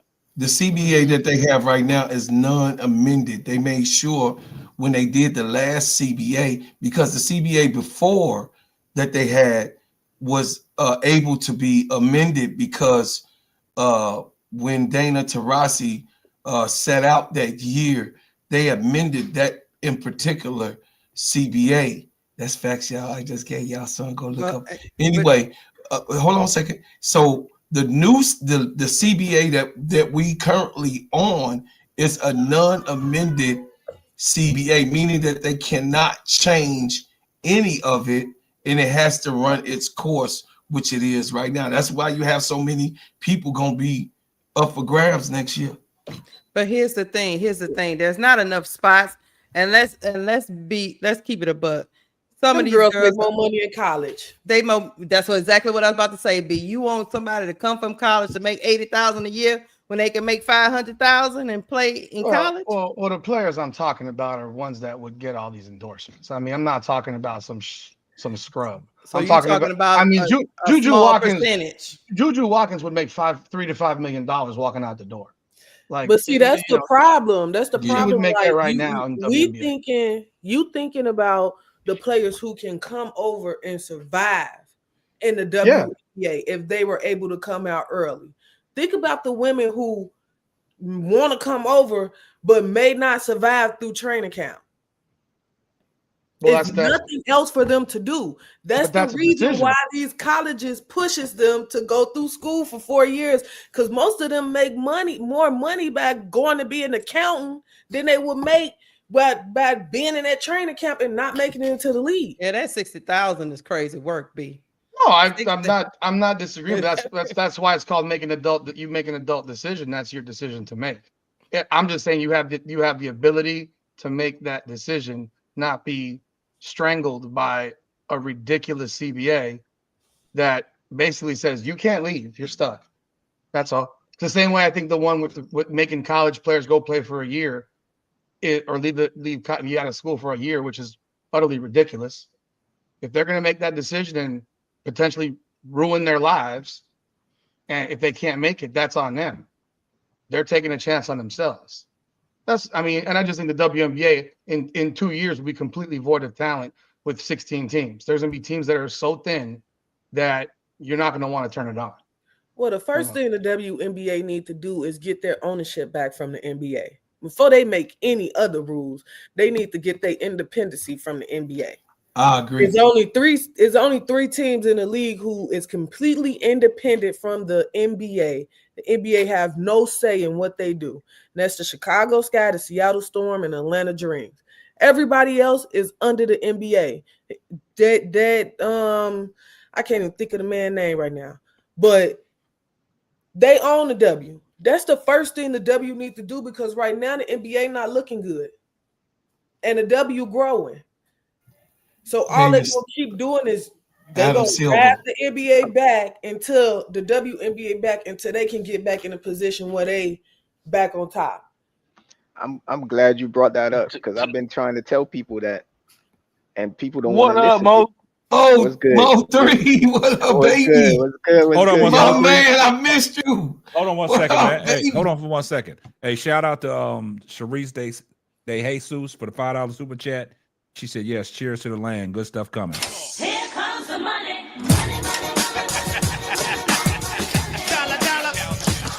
All right, go ahead, Mo3. Yeah, I was saying, Yeah, just because I don't be on the panels, you know how I be sometimes. But I'm always watching you guys and liking, and I comment when I can. You know what I'm saying? But yeah, this that the I've been trying to get people to realize that this people are putting too much stock in this CBA, this new CBA thing, and this new media rights deal, and too much confidence on too much power in Kathy Engelberg. Like, it's all the NBA. Nothing is happening in the WNBA that the NBA doesn't allow, including the media rights. That they didn't make the WNBA didn't make a new deal. The NBA made a new deal, and then they decided, you know what? Out of this deal that we made, here is some scraps. WNBA, the money that they're getting, that 2 point whatever billion, the NBA is giving that to them. They ain't on the positive side yet either. They didn't go. They wasn't in there negotiating with ESPN and the rest of them. They wasn't there doing that. The NBA was there negotiating. The NBA signed that deal, and then the NBA decided, you know what? Yeah, man, y'all. Yeah, here you go. Here's some scraps. So a lot of people think like, oh, because of that deal, that things are gonna change. It's gonna be the same old status quo, because the NBA is just like B said, the NBA owns the WNBA. They're a subsidiary of the NBA, and the people and the owners, they treat it like a tax write off. Yeah, hey, I agree with you, Mo3. That was a good breakdown of that. Sister Noble, what you got? Man, Sister Noble, you froze in the matrix again, man. I'm having some. Yeah, I know. Yeah. I know. Drop me down. All right, boy. All right, hey, the link is open for somebody else that want to come we up. still love you. Yeah, We love you, Sister Nova. She done got caught up in the matrix 4 times. Right. You know what? I had to get a business internet just to do podcasts. Yeah, that's what I tell people, man. I just got one. I just got it today. You can't be running this stuff at the same time in your own house, because every TV, every phone, every iPad. Yeah, you gotta. I agree with you on. That's one thing we agree with, Rudy. Right there. That's one thing we agree with. Hey, you actually right, Rudy. I had to do the same thing today. All right. You right. I did it like 2 months ago. I was like, thank God, because my shit was freezing up so damn. I'm like, geez. Yeah, I agree with that. That's why, hey, Rudy, I got to give you respect for that. That's one thing we agree with, man. You know what I'm saying? And that's not an opinion. That's a fact. All right. He a troll. He talking about me right there. Tony, where you at? Troll, Rudy. He talk about me now, Rudy. See, I told you nobody is obsolete with kids out. Don't pay me no mind. All right, Sister Tony, what's going on? Hello. You think the WNBA players would risk a lockout at this point? Because that's gonna happen. Yes. They'll risk it. Yes. You think they'll risk it? Yes. Nah, they can't. They would risk it because case out, they have the golf. They have the people now with Caitlin and Angel, and then all of these rookies that's coming in. Everybody wants to see how these girls gonna pan out. Everybody talking about this like on every channel. Another reason why I think they would risk it is because of Unrivaled. If people want to believe it or not, Unrivaled just showed the W that we can do what we doing in 2 months and get these women half more than they contract. Nafisa Collier made $200,000 on that 101 tournament. Damn. That's more than her contract. That's her contract in 2 days. The Unrivaled just showed the W that we can do what y'all doing in 5 months, in 2 months. And if we don't get what we deserve, we can go back to this. And we guarantee that we get Asia Wilson and Caitlin Thompson over this time, it's gonna be even bigger. Yeah, that's good stuff. Play with it if you want. Hold on, what? Sister Tony, are you there? Yes, sir. Yeah, I'm here. I was listening. What's going Come on, Sister Tony, you be up in here and then you leave us and you come back, you leave us. No. Something happened and my thing went black. I don't know what the heck going on. You need to get that fixed in. You and Sister Nova been in the Matrix all night, man. You need to get it fixed, Sister Tony. All right. Now what you got, Sister Tony? All right. Tony, get off before we go out again. Yeah. Go ahead, Tony. Coach Marcus, I see you back there. Wait till somebody drop down. I'll bring you up. I'm gonna drop a KSAP. I'm gonna drop down. I don't know if it's gonna stop streaming to my. Nah, you good? Nah. It's gonna be there. It's gonna stay there. Yeah, I'm gonna drop down. Y'all have a good No, night. ain't gonna stop streaming. Appreciate you, B. I'm gonna stay backstage and just let it keep. Stay in the chat. Okay, yeah, cool. Stay in the chat. No, No, you don't can go go long. stream. Still gonna stream. Hey B, I DM'd you. I bet I got you. Okay. All right. Appreciate you, B. I wanted to engage B on that comment. All right. I want to see when B drop down. Okay. All right. There you go. I got Coach Marcus in here. All right. Go ahead. Coach. Go ahead, Sister How y'all Tony. doing? Finish your thing before you. Are you there? Yeah, I'm here. I'm waiting All right, on because every time go I ahead. try to open my mouth and say something, somebody keeps saying something. So Go ahead. I'll just be patient. Go ahead.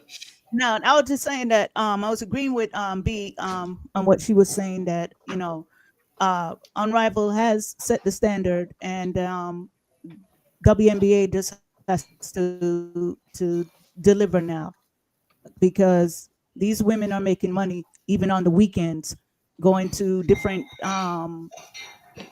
events and doing sponsorship and making sponsorship deals with different companies. I mean, I don't know if y'all saw Angel with Dejanay doing the Sephora commercial. It's on YouTube. So I mean, it's time for them to step up, and you can't treat them the same way like you were treating them 3, 4, 5 years ago, you know, because even these new batch of players that are coming in this year, they got more endorsement than anything else. So if the money ain't right, guess what? They're gonna go to another league or do something else or go overseas and make the money. It is what it is at the end of the day. I agree with that. That's And I have a beef with you, KSAP. I sent you a text and you have not answered my text. We on the podcast right now. We'll talk about that later. You better stop acting like that. Yeah, check this out, man. We got hold on once, B Will, man. We got 1,642 people in here watching the video or listening to the video, man. Please drop a like on the video, man. Make sure y'all subscribe to all these platforms, man. And look, man, let's just get it cracking, man. Look, we can agree to disagree. It's all healthy conversation, but you got to stay out your feelings, man. Rudy, I thought you live by that. Stay out them feelings, man. I want my Twitter family. I want my Twitter family to come over here. Hold on a second, Big Rude. I want my Twitter family, man. Listen, just switch over, man, and hit the like button on everybody that's here on this panel, man, and subscribe. Y'all watching in Twitter, dog. Y'all come over, man. Don't listen. It's just a switch in your phone. Switch over and hit the like and subscribe. Listen, I'm talking to all my Twitter people. I'm looking KSAP right now. I got 86 people in Twitter right now on from my Twitter page. All right, y'all come over here, man. Come on over here, man. Go ahead. All right, what was you going to say, Rudy? Let me ask you a question. Me? No, everybody who's on here. What is the beef that folks have with Kennedy Carter? Please tell me, because I have made videos about how I love Kennedy Carter. Who has a beef with Kennedy Carter? Can I take this one? There are a lot of people that got a beef with Kennedy. I want to know why I did a lengthy hour-long video on Kennedy Carter and the narrative that's been spun on her, that she's some difficult human being, that she's this, that, and whatever. When the first fight that actually happened with a player, Courtney Williams, who had already got into a fist fight with a teammate, and Courtney Williams didn't want the smoke from Kennedy Carter, because I think we all know Kennedy Carter a little bit crazy, but I would want Courtney Williams crazy too. Don't get it twisted. Yeah, I think Kennedy's a little bit more crazy. I think Kennedy Carter would probably put her in the dirt, but that's my feeling. I'm just curious because this spun narrative about how Kennedy Carter is such a bad locker room presence. I just don't get it. She's a baller. Well, just Go like ahead, Coach Marcus. We let you get it. Yeah. With this is my opinion. With Kennedy Carter, you don't throw that talent away for nothing. So whatever, I think there's more that went down that was unseen. So you just don't do that. My experience is NFL. I'm a former NFL player, but when you look at people like Antonio Brown and Vontaze Burfict and T.O. and things of that nature, that gets to a point where the problem outpaces the talent. And do you want to deal with that? On top of that, I think it really came down to, and let me pause and preface this by saying I am a Indiana and a Caitlin Clark fan, strictly from Kelsey Mitchell first. But when that thing went down with Caitlin Clark, that didn't help the image. So I think Kennedy Carter and K-Sap will vouch for me. Chicago makes it to the playoffs if Kennedy Carter plays them last couple games. But in my opinion, as good as she is, Kennedy Carter was bad for business. And that's what it comes down to. It's still a business. And y'all been saying this for the last week or so, facts over feelings. And Kennedy Carter, whatever was going on behind the scenes, was enough for them to make that decision and say, we're going to pass on the talent because this is bad for business. That's what I think happened to Kennedy Carter. Now, I think I don't know I think I may have said this to you the other night, Keisha. I think Kennedy Carter may have an opportunity to get back in. Well, she's going to get a camp invite. Well, I think it's going to be because of Unrivaled. And I say that because all of them ladies that's playing in Unrivaled, you got a little bit more wear and tear. Yeah, they dipping off. So the probability of injury is going to be a little bit more. So I think she might get in the back door that way. But to your question, I think Kennedy was just bad for business. All right, hold on just 1 second. 1 second, man. Hey, shout out to Cutie Pie, man, for the $10 super chat. Here comes the money.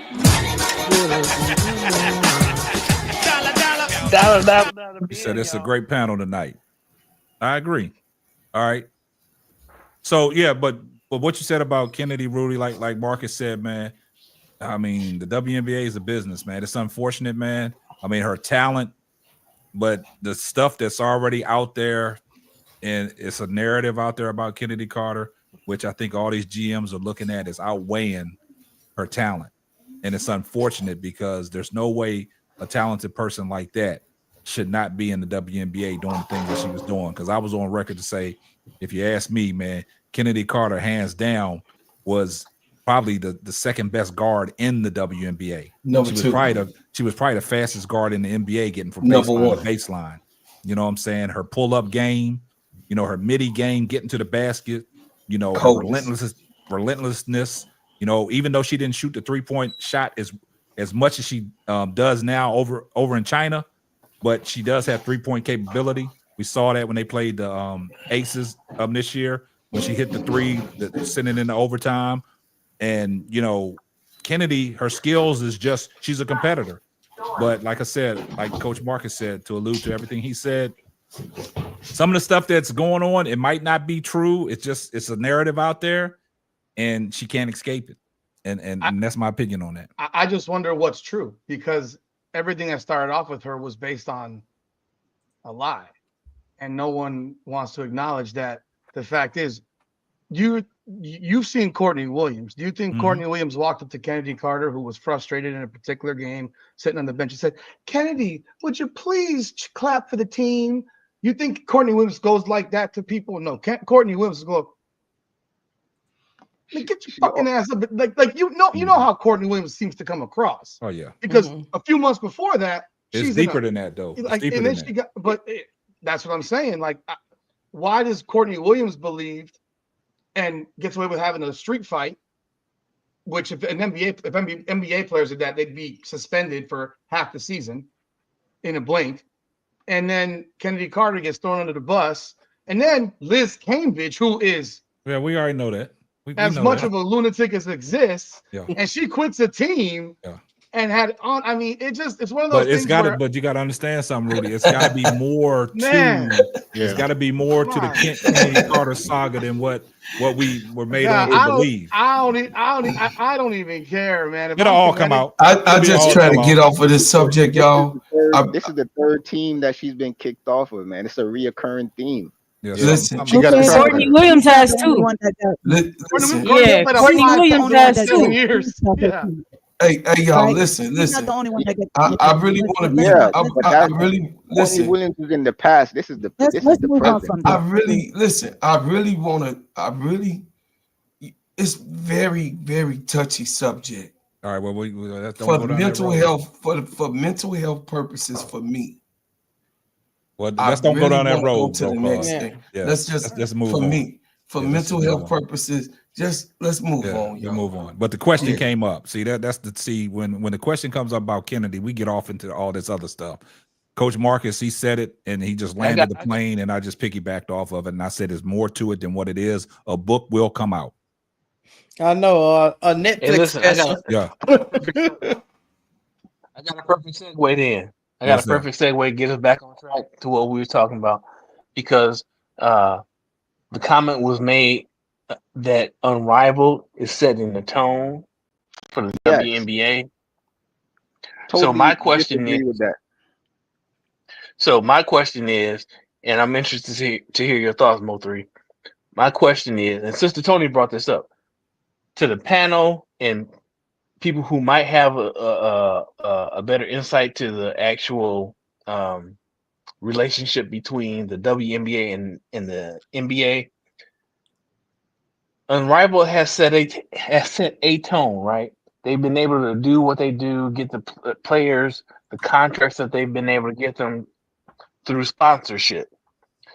Does anybody know how much latitude or leeway the WNBA has in terms of soliciting and procuring these contracts or sponsorships from other companies? Because it could be one of those, it could be like, clearly it's a brand new league. Unrivaled is a brand new league. So they had to have sponsorship and investors that put money in order to procure these players, these contracts. Right? Yeah, but that's how not something that happens right off the bat. You're talking about contracts that have probably been written and signed months, maybe even years before Unrivaled. It took Brianna and Fee 3 years to get this off the ground. Yeah. So ain't no telling when they got into them contracts, and they can double dip. They can double dip. Agree. So what I'm saying is, again, so I agree to that. It didn't just happen overnight, right? Even though it looks like it did, it didn't just happen overnight. My question is, and since you brought it up, and you seem to have more knowledge or some knowledge on the subject, my question really is, how much latitude does the WNBA have to go to independently secure these contracts and secure these sponsorships? Because that's where the money has to come from. Because but they've been getting again, sponsored for how the long? WNBA itself is not making the money to pay their players these salaries that we all agree that they should get, right? We agree that the current salary structure, they deserve more, right? Where's the money going to come from? So that's my question. The money's going to come from the increasing media rights and TV deals. Don't get it twisted. The money that the NFL is making, the Shield, most of that stuff comes from the TV deals. You can look it up how much money they get paid for, like Super Bowl commercials and all that. That's where the money is made, not necessarily from ticket sales. It's going to be the same thing with the WNBA. The WNBA revenue is going to go up again, but they still going to be in the negative probably for about another 2-3 years before they get into the black. But because of Caitlin Clark and Angel Reese and Juju and Paige Becker's coming in, they're heading in the right direction. And that's what they're looking at. That's why they got the $2.2 billion deal over 11 years. And who's to say that it's going to last that long? They probably changed that before too long because they got too much good talent coming in. And as far as Unrivaled, the people that want to, the companies that want to get in business with them, get in business with them. They can double dip. If you got a player, if Breonna Stewart, who just won a championship, some of them same sponsorships probably jumped in Unrivaled because she got some pull. Hey, I just won a championship. I got eyes on me now. State Farm is there. I think Juju Watkins just signed a deal with Southwest Airlines. So that'll help the WNBA because that's going, they lost $50 million because they had to get the planes this year. If they didn't get the planes, it'd have been that same old $25 million loss that they've been having for the last 15, 20 years. So it's pretty much the status quo. And going forward with all of this stuff that's going on with the W now, they got it on both sides. You got all these people that love Caitlin Clark, the basketball stuff. Angel Reese has got social media on lockdown. Ain't nobody putting out more content than she is. So they got it on both sides. So their numbers has got to go up this year. So that money's going to keep rising. Media rights, commercials, endorsements. That's where the real money is. That's where Unrivaled getting their money from. It damn sure ain't from the people on site. It's only like, 500-600 people that can fit in the gym. So it's all sponsorship. And the more eyes they get on them, the more people they get in the upcoming years, it'll keep going. It'll keep increasing. Hey, Coach, would you also say that the more expansions that they have would also help them too? Expansion thing, you got to be careful. I think, in my opinion, the WNBA should not have went to Canada, especially now with all of this shit that Trump is doing. So that remains. I don't know what they're going to do about that because that's a real issue. But you got to be careful with expansion because you got to have people to. They got people injuries, and then you saw what happened with Ionescu this year, and all of that type of stuff. So there's always going to be unforeseen circumstances. So expansion is great, but you got to be careful and you got to make sure that you're ready for it. Because it seems like they're more emphasizing on expansion because they just gave Cleveland the go ahead. They gave Toronto for next year. The Golden State Valkyries this year. Golden State Valkyries, and it seems like they're trying to keep more. Yeah. And it's like they're trying to keep doing more expansion, which is great for the players coming in. But we talking in terms of revenue coming in. I don't see how, I mean, unless we have like a whole bunch of investors lined up ready to invest into all these teams. I mean, I've seen Serena Williams investing into Toronto, but how many more Serena Williams do we have out there? I don't think it's going to be on people like Serena. I think it's going to be, it's going to be on State Farm and, whatever other company is out there. That's where all the money is made. It's the endorsements. It's not necessarily a person that's putting their money in, because if they putting their money in, they want to get that money back. They want a return on their investment. But when you're talking about companies, they get their return on investment on how many times does the public get to see my product? How many times we done seen all these State Farm commercials? How many Angel Reese Happy Meals did you buy? You know what I'm saying? That's where it is. Yeah, how many? She just I'm not in Chicago, but I know there was green money machines for Angel Reese all over town. For Cash App. Yep. Yeah, for Cash App. So that's how they get their return on investments, and that's why they get the endorsements and all of that. And the more endorsements they get, the more these companies see that people are spending their money on Angel Reese, on Caitlin Clark, on Juju Watkins, all of these people. More people are going to line up to do it because everybody wants their piece of the pie too. So that's where it is. They got to be marketable. Why you think there's such a push now? I saw this the other day. I noticed Paige Beckers, they starting to show all the kids lined up early in the morning to get tickets to see Paige Beckers. They did the same thing with Caitlin Clark, and they trying to build up this momentum. That narrative again. Yeah, they trying to build it up. Now, I mean, she at UConn. You don't really need that much help. You know what I'm No. saying? So, Yeah. and you know how I feel about this anyways. I don't care who you are. This is all going to get played out in the tournament anyways. So it don't matter who was number one or player of the year. Everybody can get got, but it's all about getting eyes on the product. I hope I answered your question. Yeah, I'm, no, I'm, you're good. You're good. You're good. I just wanted your opinion on it. Yeah. I'm waiting. I'm gonna go last because I got a Nah, lot to go say. ahead. Go now. No, go ahead on, Mo3. Oh Go ahead. well, I Go ahead, got Mo3. a lot to say. It's very long winded. Go ahead. All Do right. you? Get it in, Uh, bro. Get it in. all right. First, the it all go back to what Coach was saying. It's gonna all um that's gonna all depend on what B was talking about before. For that to happen, the WNBA is gonna have to wrestle the ownership away from the NBA because they that's the only way they're gonna be able to negotiate their own media rights deal. Right as it is right now, they're not negotiating anything. They're not making any deals. They're not doing none of that. The NBA is the one making all the deals. The NBA is the one doing all the negotiating, and the NBA is the one that decides if they want to give the WNBA any money at all. To be real, the NBA didn't even have to give them the 2.2 billion dollars. They just did it. They just did it because not to look bad for people don't complain. I'll be like, oh, I know you people complaining here. Shut up. That was hush Well, money. well, hold That on, was just hush pause. money.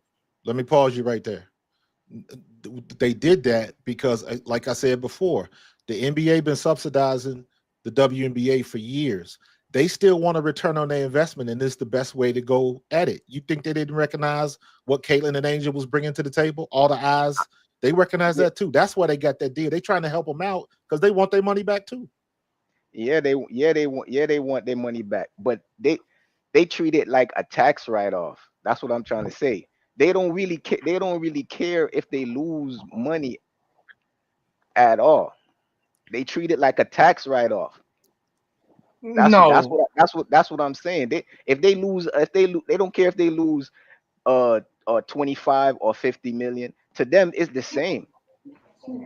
It doesn't really matter. Now when it starts mattering to them is if the NBA, if the WNBA becomes profitable now, and then they're losing money. Now that's when they're gonna care. But they don't if the business is a failing business. They don't care if how it's failing. It's failing. To them, a fail is just a fail. So as long as the WNBA keep failing, they don't really care one way or the other.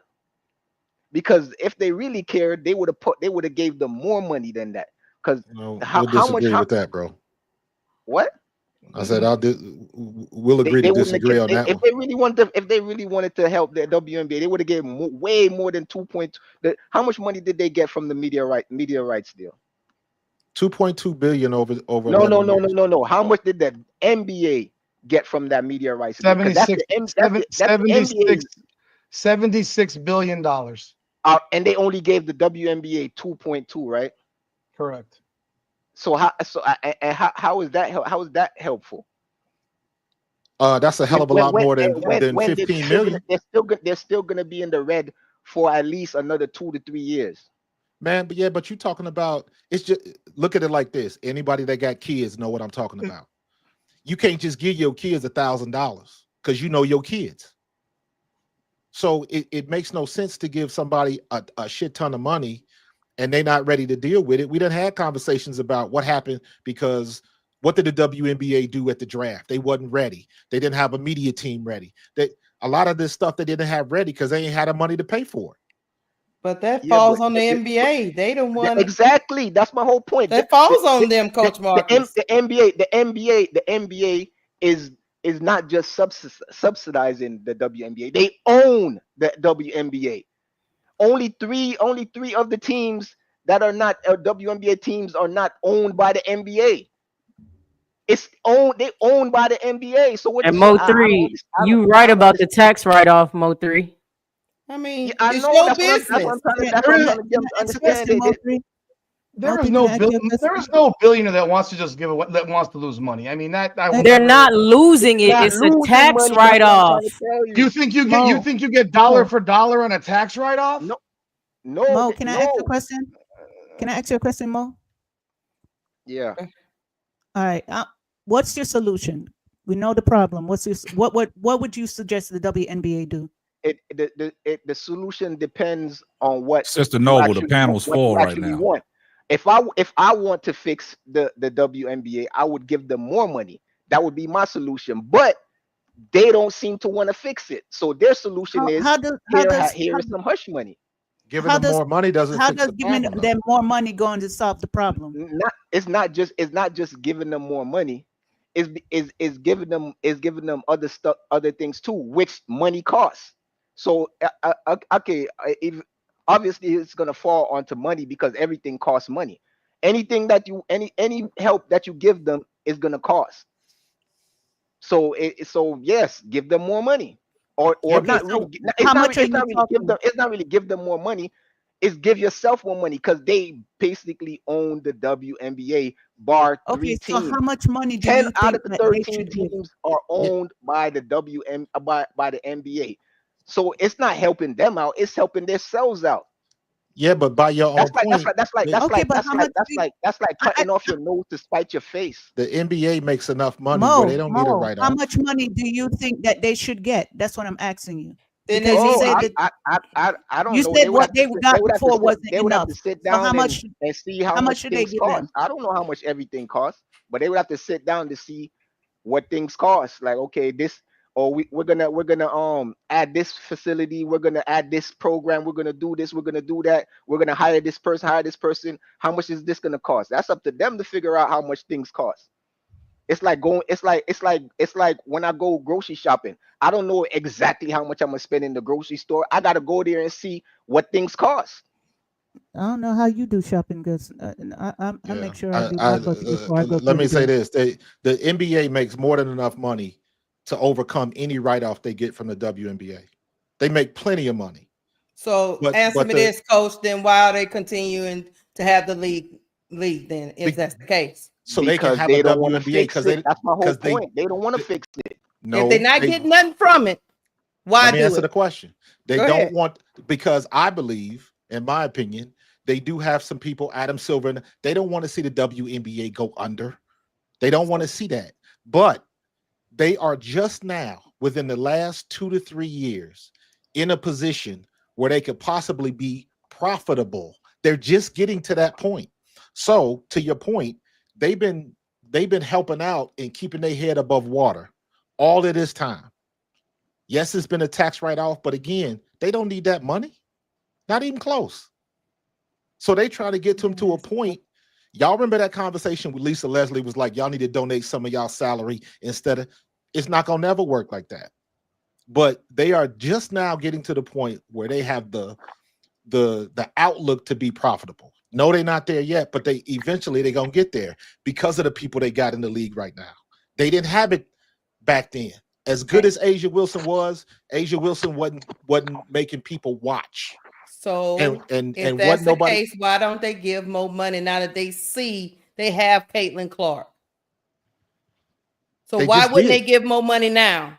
That's what I'm saying. That's what the 2.2 billion was. That you couldn't even get that before. It's all got to work together.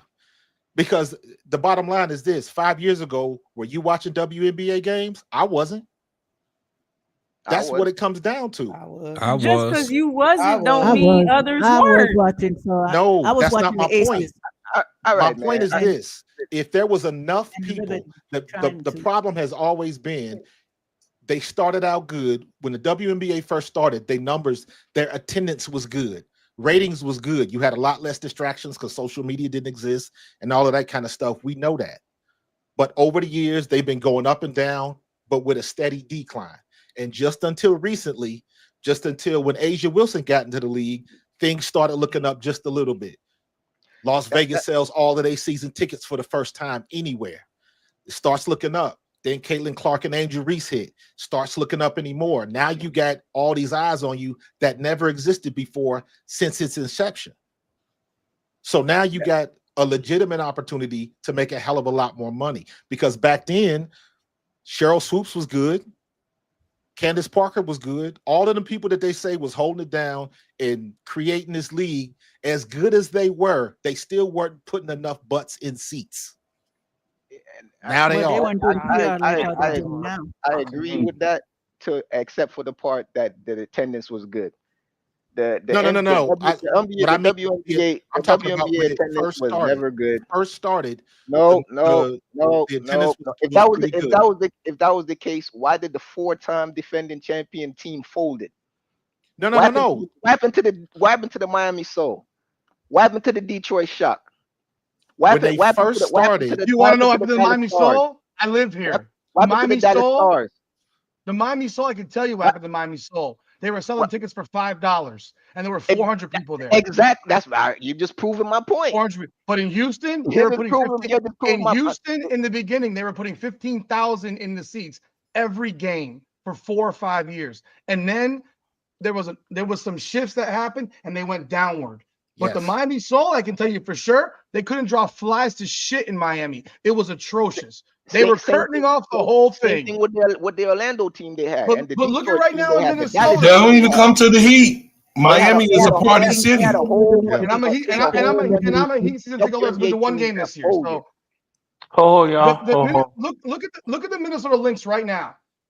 If you go all the way to the West or the conference finals or whatever that was, the semifinals for WNBA, whatever they call it, they had the upper deck curtained off. It was curtained off. You could get into that building for $20 in the playoffs in Minnesota. My point is, people still aren't going in a lot of places. People still aren't going. These buildings are still in many places half empty. So, I mean, you take it for what it is. That's why I think. I mean, I see that in the still not NBA. good, So but they're better now. They're better now. Let me ask you a question. That ain't nothing What is Unrivaled doing that it's that they can get all the sponsorship? That was my second part. I think the Unrivaled WNBA comparison is how should I put this? It's just not a good comparison, because Unrivaled is not like the WNBA. It's stationary. It's in one city. It's only is in the WNBA is 144 players, right? Mm-hmm. Not including the extra 12 that's going to be added next year from the Valkyrie, which would make it 156, right? Mm-hmm. Compared to 36, not including the relief players, which they got around 10 relief players. So let's just say 46.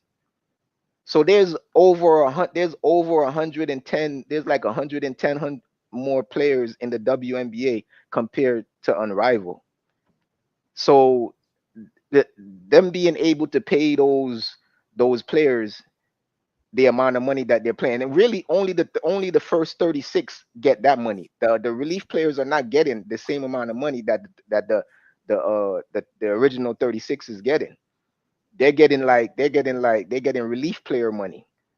Mm-hmm. So just 36 players that they're paying this high amount of money, compared to the 150 something players they would have to pay that money to in the WNBA, is not really a comparison.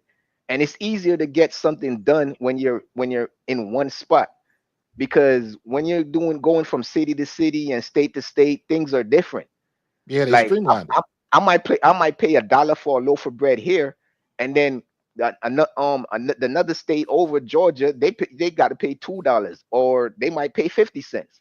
You never the logistics of what things cost is different. Is vastly different.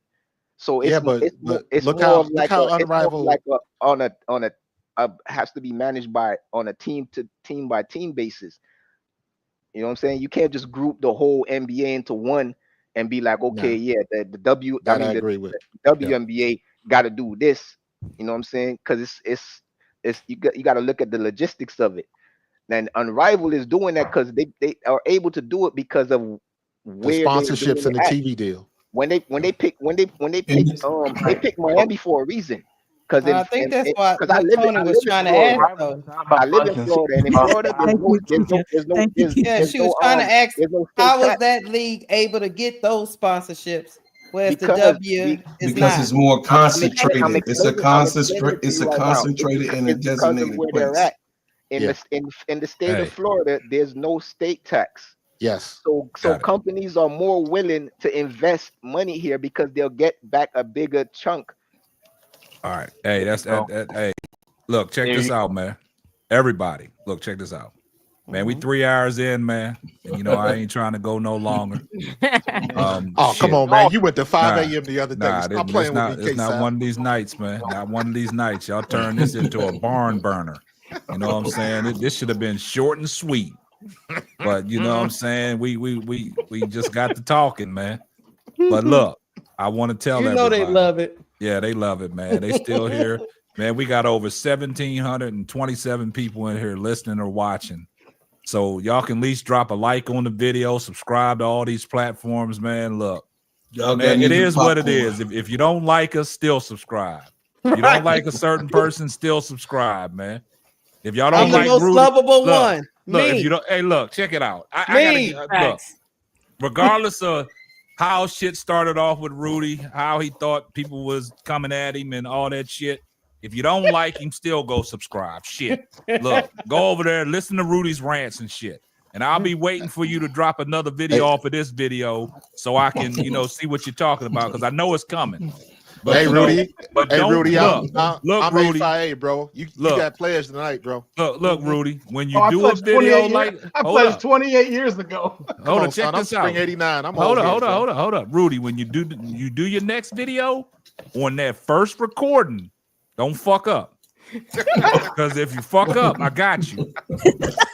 And I used your own sound bite and your own recording to cook your own self. But I got to go back and look in the comments to see if you corrected it. I even pinned it. Okay. But that's what I'm saying. Hey, like I said, man, if you're gonna shoot, don't miss. Because ain't no fun when the rabbit got the gun. Ain't no fun when the rabbit got the gun. You know what I'm saying? The rabbit got the gun tonight, goddamn it. And look, it was all cute. I got one comment on Unrivaled to the WNBA. You can't compare them. Okay, now look, check this out. No. Rudy, check this out. It was all cute when you was talking about give me the F, give me the A. Come on, that's Family Matters. You knew that. I know that, but I'm just saying it was a cute. And you said this is the build up. Trouble. And then in your build up, you slow cooked yourself. So if you made the correction in the comment, I gotta see it. But I didn't see it. I just went off of what you were saying on the video. Hey, Rudy, could you put your channel link in the chat so that it's Come On Now podcast. Come on. So Rudy, I'm just gonna tell you, you start dropping that link, it might get crazy. You see some of us pop up there. I welcome everybody. I'm gonna troll you, Rudy. I'm gonna tell you right now. I'm gonna troll you. K-Sap might be a troll. You drop that link, and if we coming over there full throttle, man. Come on. Drop that link, man. Drop that link. I did. I posted the name multiple times. I don't know why. We couldn't do it. We had to get this one done right. I had to get this one done. The www. We had to get this one done. Let me tell you how I root. You know why I didn't come up last night, Rudy? Is because I do well. No, you wouldn't have came up either because I would have communicated with you. Okay. Okay. So me, Keisha, WBB Universe, Sister Noble, and those that have podcasts in this community are extensions of Simply Ball Dropping Podcast with my main man K-Sap. And if he say don't move, don't move. Now, everybody in this community understands that K-Sap organized with the help of us and others, also Brooklyn the 80s baby, with us. Where Brooklyn at? Yeah, he in the chat trolling. He in the chat trolling. Yeah. So He a so what troll. he did, so when I did not come up, when Sister Noble did not come up, I had KSAP already knew that you was live. And then he was over there looking and listening too. But he just so smooth. He don't do it. And he was like, look, bro, Claude, we not gonna move. We gonna hear him out. We gotta let him express himself. Let him express himself. Let him get it all out. And then we don't pay attention to the chat. Because the chat, what he didn't know is that that chat I was was crazy last night. What I was paying attention to, I was like, Papa, coach, Mees can take it, but Mees can't take it no more. So I was pissed off. You know what I'm saying? So Rudy, you got some shots in your ass that, you know what I'm saying, might have not been intended, but you got them shots in your ass because the chat was pissing my ass off. So I'll say this. I'm up for all intelligent conversations. I'm up for debate. I'm also a person that believes your opinion is your opinion. I can't change your goddamn opinion. But what you gonna do? What you gonna do over here? You gonna respect my motherfucking carpet. And if you drag shit on my carpet, when you knew you were supposed to take your shoes off, You're a philosopher, man. I'm a snap, crackle, and pop. That's every one of my children's friends. No, don't, Mr. Lanier, take them shoes off. Because he gonna go nuts. Okay. Yeah. All right. I'm putting cases on all you bitches. All you bitches. Yes. So I just said this to say, y'all, I appreciate everybody that was in the chat. Yeah. I appreciate all of our Twitter people. Listen, Twitter X people, thank you for my ex family coming over. Let's get our people that only need 500 subscriptions. Let's get B over the hump. Let's get Brooklyn the 80s baby over the hump. Let's get Sister Noble over the hump. They only got a little bit more to go. 100. Come on, man. Let's get them over the hump. So that's it. Yeah, but with all that said though, man, all respect, man. I'm Rudy from the Come On Now podcast, man. I appreciate you pulling up, man. Like I said, you know, we ain't got to see eye to eye, man. That's your opinion. You know what I'm saying? But, you know, I'm not here to change your opinion, like I said, and like Bro Claw said.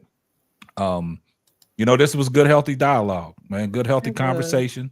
I mean, sometimes, you know, when you go down that alley, man, and you got a hat on, you might come out with no hat. So, you know, sometimes, you know, when you walk, man, you got to keep your head on a swivel. Because, hey, I could be coming one way, Claude could be coming the other way, Keisha be coming the other way, Key could be coming the other way. You can't just be a robot. You got to have some kind of movement. But I appreciate you coming over, man. I'm gonna give you the floor, man. Is there any final thoughts that you want to say, man, before you get up out of here? Hey, to the lovely chat, y'all got your opinions, man. I read chats, man. I read them because I respond to chats. I read them too, and I respond to them too, but I don't let them. I don't get in my feelings. You know, it's you'd be all good. surprised. I literally have a thing called Rudy's Rant because I actually enjoy ranting. Right. Okay. I actually enjoy it. Okay, all right. We call it crash out over here. So We crash crash out. Yeah, we crash out over here, Rudy. Crash out Claude. See this one particular person, walk it like I talk it. But you got to understand something, Rudy, man. When you come over here, man, and the pot is starting to thicken. And Nadia Price, they keep Lord. They're cute. Yeah, and They're then so look, cute. And I guarantee you, they would never come on my podcast. See, They but would hide. they'll come over there. You got to Come make them on. come. You got to You're make them come. welcome. Welcome aboard. But Come see, the on thing over. about it is, Rudy, see, and I'm over a clown, here, Andre. I love you too. yeah. But see, the thing about it is, Rudy, over here, man, when you get yourself so far in deep, man, we got a little segment over here. It's called the trick bag. And when you get in the trick bag and you can't find your way out, man, don't blame the chat. Don't get mad if I put you in there. Yeah, you got to stay focused, man. Everybody come over here and get put in the trick bag. Hey, it always be the nice one. They be like, "Oh, Rudy, you ain't You the a only bad one, man. You a bad man, K-Sap. You a bad man. Hold on, let me get this. Uncle J.E. I had someone who was Juju Watkins all night for an hour and a half. Come on over. You got it. Yeah, that's all. Hold up, check this out. Let me get to this super chat real quick. Oh yeah, super chat. Let me get to this, man. Hey, I appreciate College B-Ball Forever. You know, for the $5 super chat.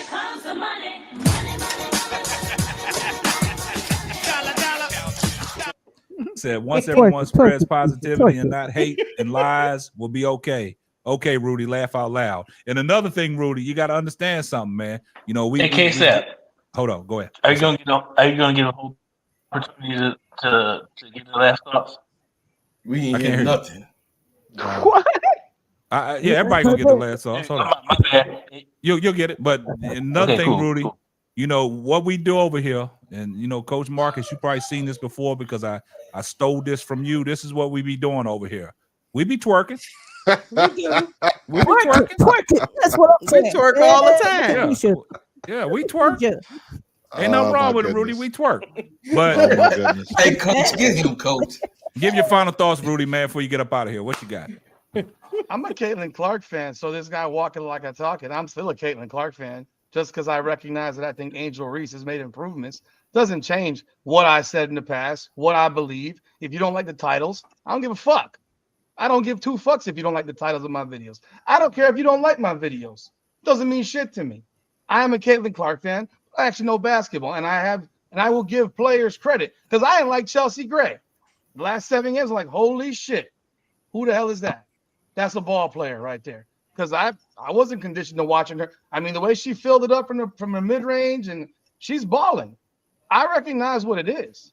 If Angel Reese plays great, I'm gonna say it. If she plays like shit, I'm gonna say it. I said it when Caitlin Clark played like shit. Nah, we don't need you to say it. We don't need you to say it, Rudy. People were unsubscribing then too mid-season. Nah, Again, I don't give a fuck. We don't need you to say it, Rudy, man. Stick to your guns, man. This is my fun time. Yeah, stick to your guns. Full-time job. Shit. Yeah, I understand. Hey, hopefully, listen, we all trying to make this our full-time job. Rudy. I mean, I agree. Shut your ass up.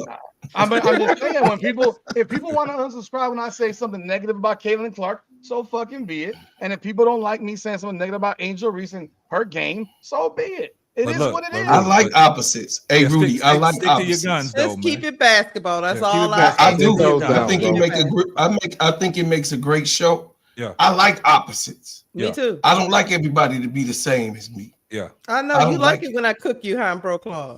Yeah. Oh, baby girl, you could never put them cakes on my plate. You slow cooked over here too, Rudy. They be going against each other. That truck down. All right, hold on. Hey, B Will, you wanted your final thoughts. What you got, man? B Will. Y'all, hey, look, man, y'all wilding out. My final thoughts is, listen, man, being in this space, in this community is great. Because we always say like, share, subscribe. I subscribe. I ain't got nobody in my personal life, in my physical proximity or even internet proximity that cares about this subject like this community that I found. And so I appreciate, I'm gonna tell y'all, I started out with Showtime. So Showtime to KSAP, then Zoe, then Keisha and Bro Claude, and we keeping in this thing for maybe a month and a half, and she already blowing up. B coming on same strong. So I appreciate the community, and I want to say on record, I appreciate Rudy for coming up here and standing on business, standing 10 toes down on what he believes. I think this community needs more interaction from people like Rudy to give a different perspective, and we gotta stop automatically because there's a different perspective because he happens to be a Caitlin Clark fan. We gotta stop, trying to put people in trick bags and Hey,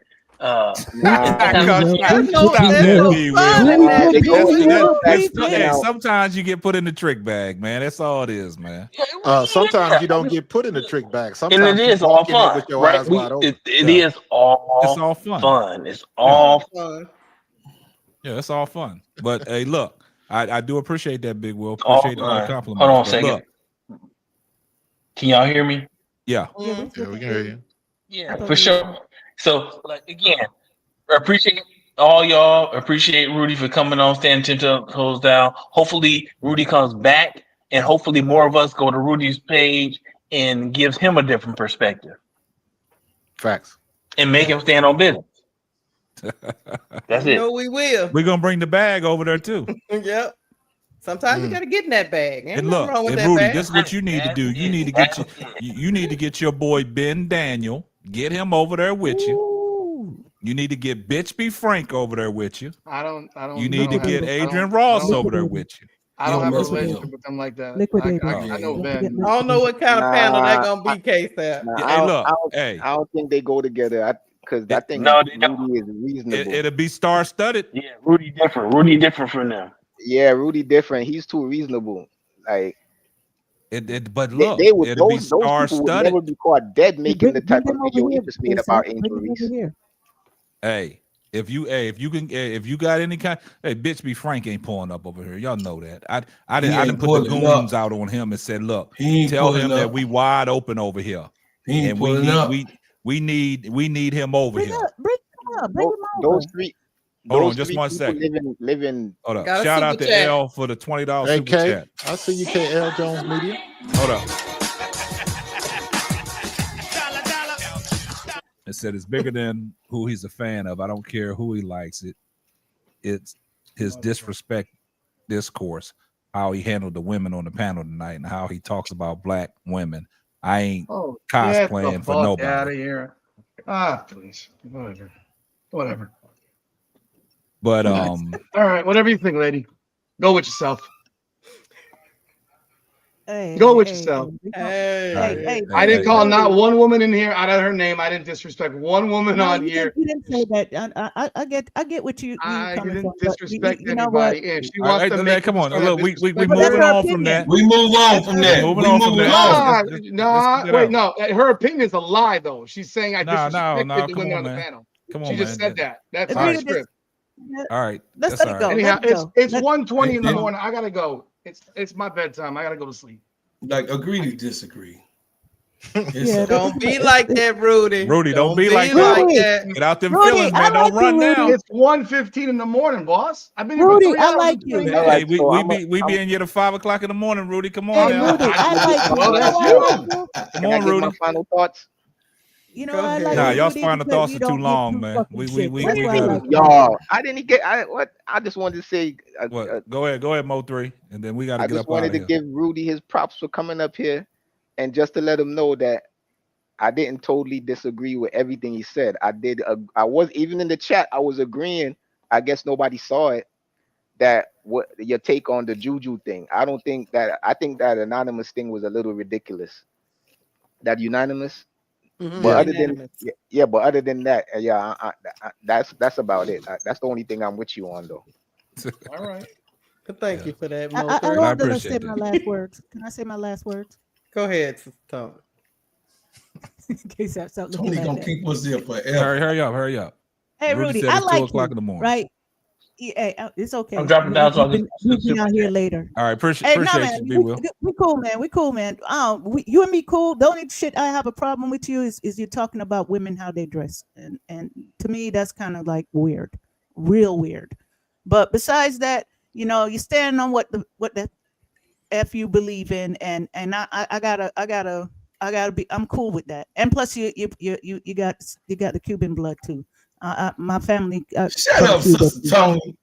Hey, Hey, my family from Cuba, so don't tell me to shut up when you up here preaching all night. You just You up here. preaching You like up here some just damn wanted to pastor. start with me. Don't stop with me. We ain't gonna go I'm back and forth. We nice gonna go to my tonight. page, Don't stop and me and because you gonna we we all gonna know have you our ain't from we no gonna be west side. we gonna So have just it out. sit your See, big there you iron go, down K-Sap. somewhere. That's what I'm saying. All right, man. But look, man, I appreciate everybody that tuned in. Appreciate everybody that's in the chat, Wait, man. K-Sap, I had a final thought. Go ahead, man. No, I don't. I'm just messing with you. K-Sap, man, She get with trolling. me, man, so I can get All right, your. yeah, we got to talk get. about them. We got All to right, talk coach. about them All right, Vikings, man. Rudy. Yeah. All right, listen, everybody. I appreciate you. I thank you. I just appreciate everybody. Everybody. Hey, And shout out for the last $5 thing, super chat from B Will. Great show, folks. Appreciate that. and last thing, L said what she said. She did say what she said. Rudy, I'll check you out, bro. Keep doing L, what I you're said, doing. I'm Keisha, keep doing what you're doing. Thank you, Coach. I'm trying to support everybody. K-Sap, get with me. Because we're gonna talk about the Vikings in the upcoming draft, bro. Yeah, we got it, man. We got to get together, man. We'll do it. All right, bro. Y'all be But man, good. I God bless appreciate you. everybody in the panel, man. It was wild, man. I mean, like sometimes, man, you just you can't win for losing, man. Yo, this was a family reunion, and folks started playing spades. Yeah, That's what that was tonight. And then they bust out the dominoes, man. And, Oh my and God! Somebody pulled said, out a gun. Yep. Hey, there's super sticker on there. Super sticker. Just remember, Super man, when sticker. you shoot, don't miss. Oh Super my sticker. I God! know that's right, because if you shoot I'll at check me y'all one out time, later. you All right, man. I get got. appreciate y'all, man. All right, Super Rudy. sticker. Appreciate you, Rudy. B Will trying to keep us on. We Yeah, gotta he go ain't to bed, B Will. Appreciate you, Victoria Teller, for the $3 super chat, man. Yeah, Trying to stop everybody, your man. money. I appreciate that, man. Let me go and end the stream real quick. Y'all stay there for a second. I'm in the stream. Okay, I will.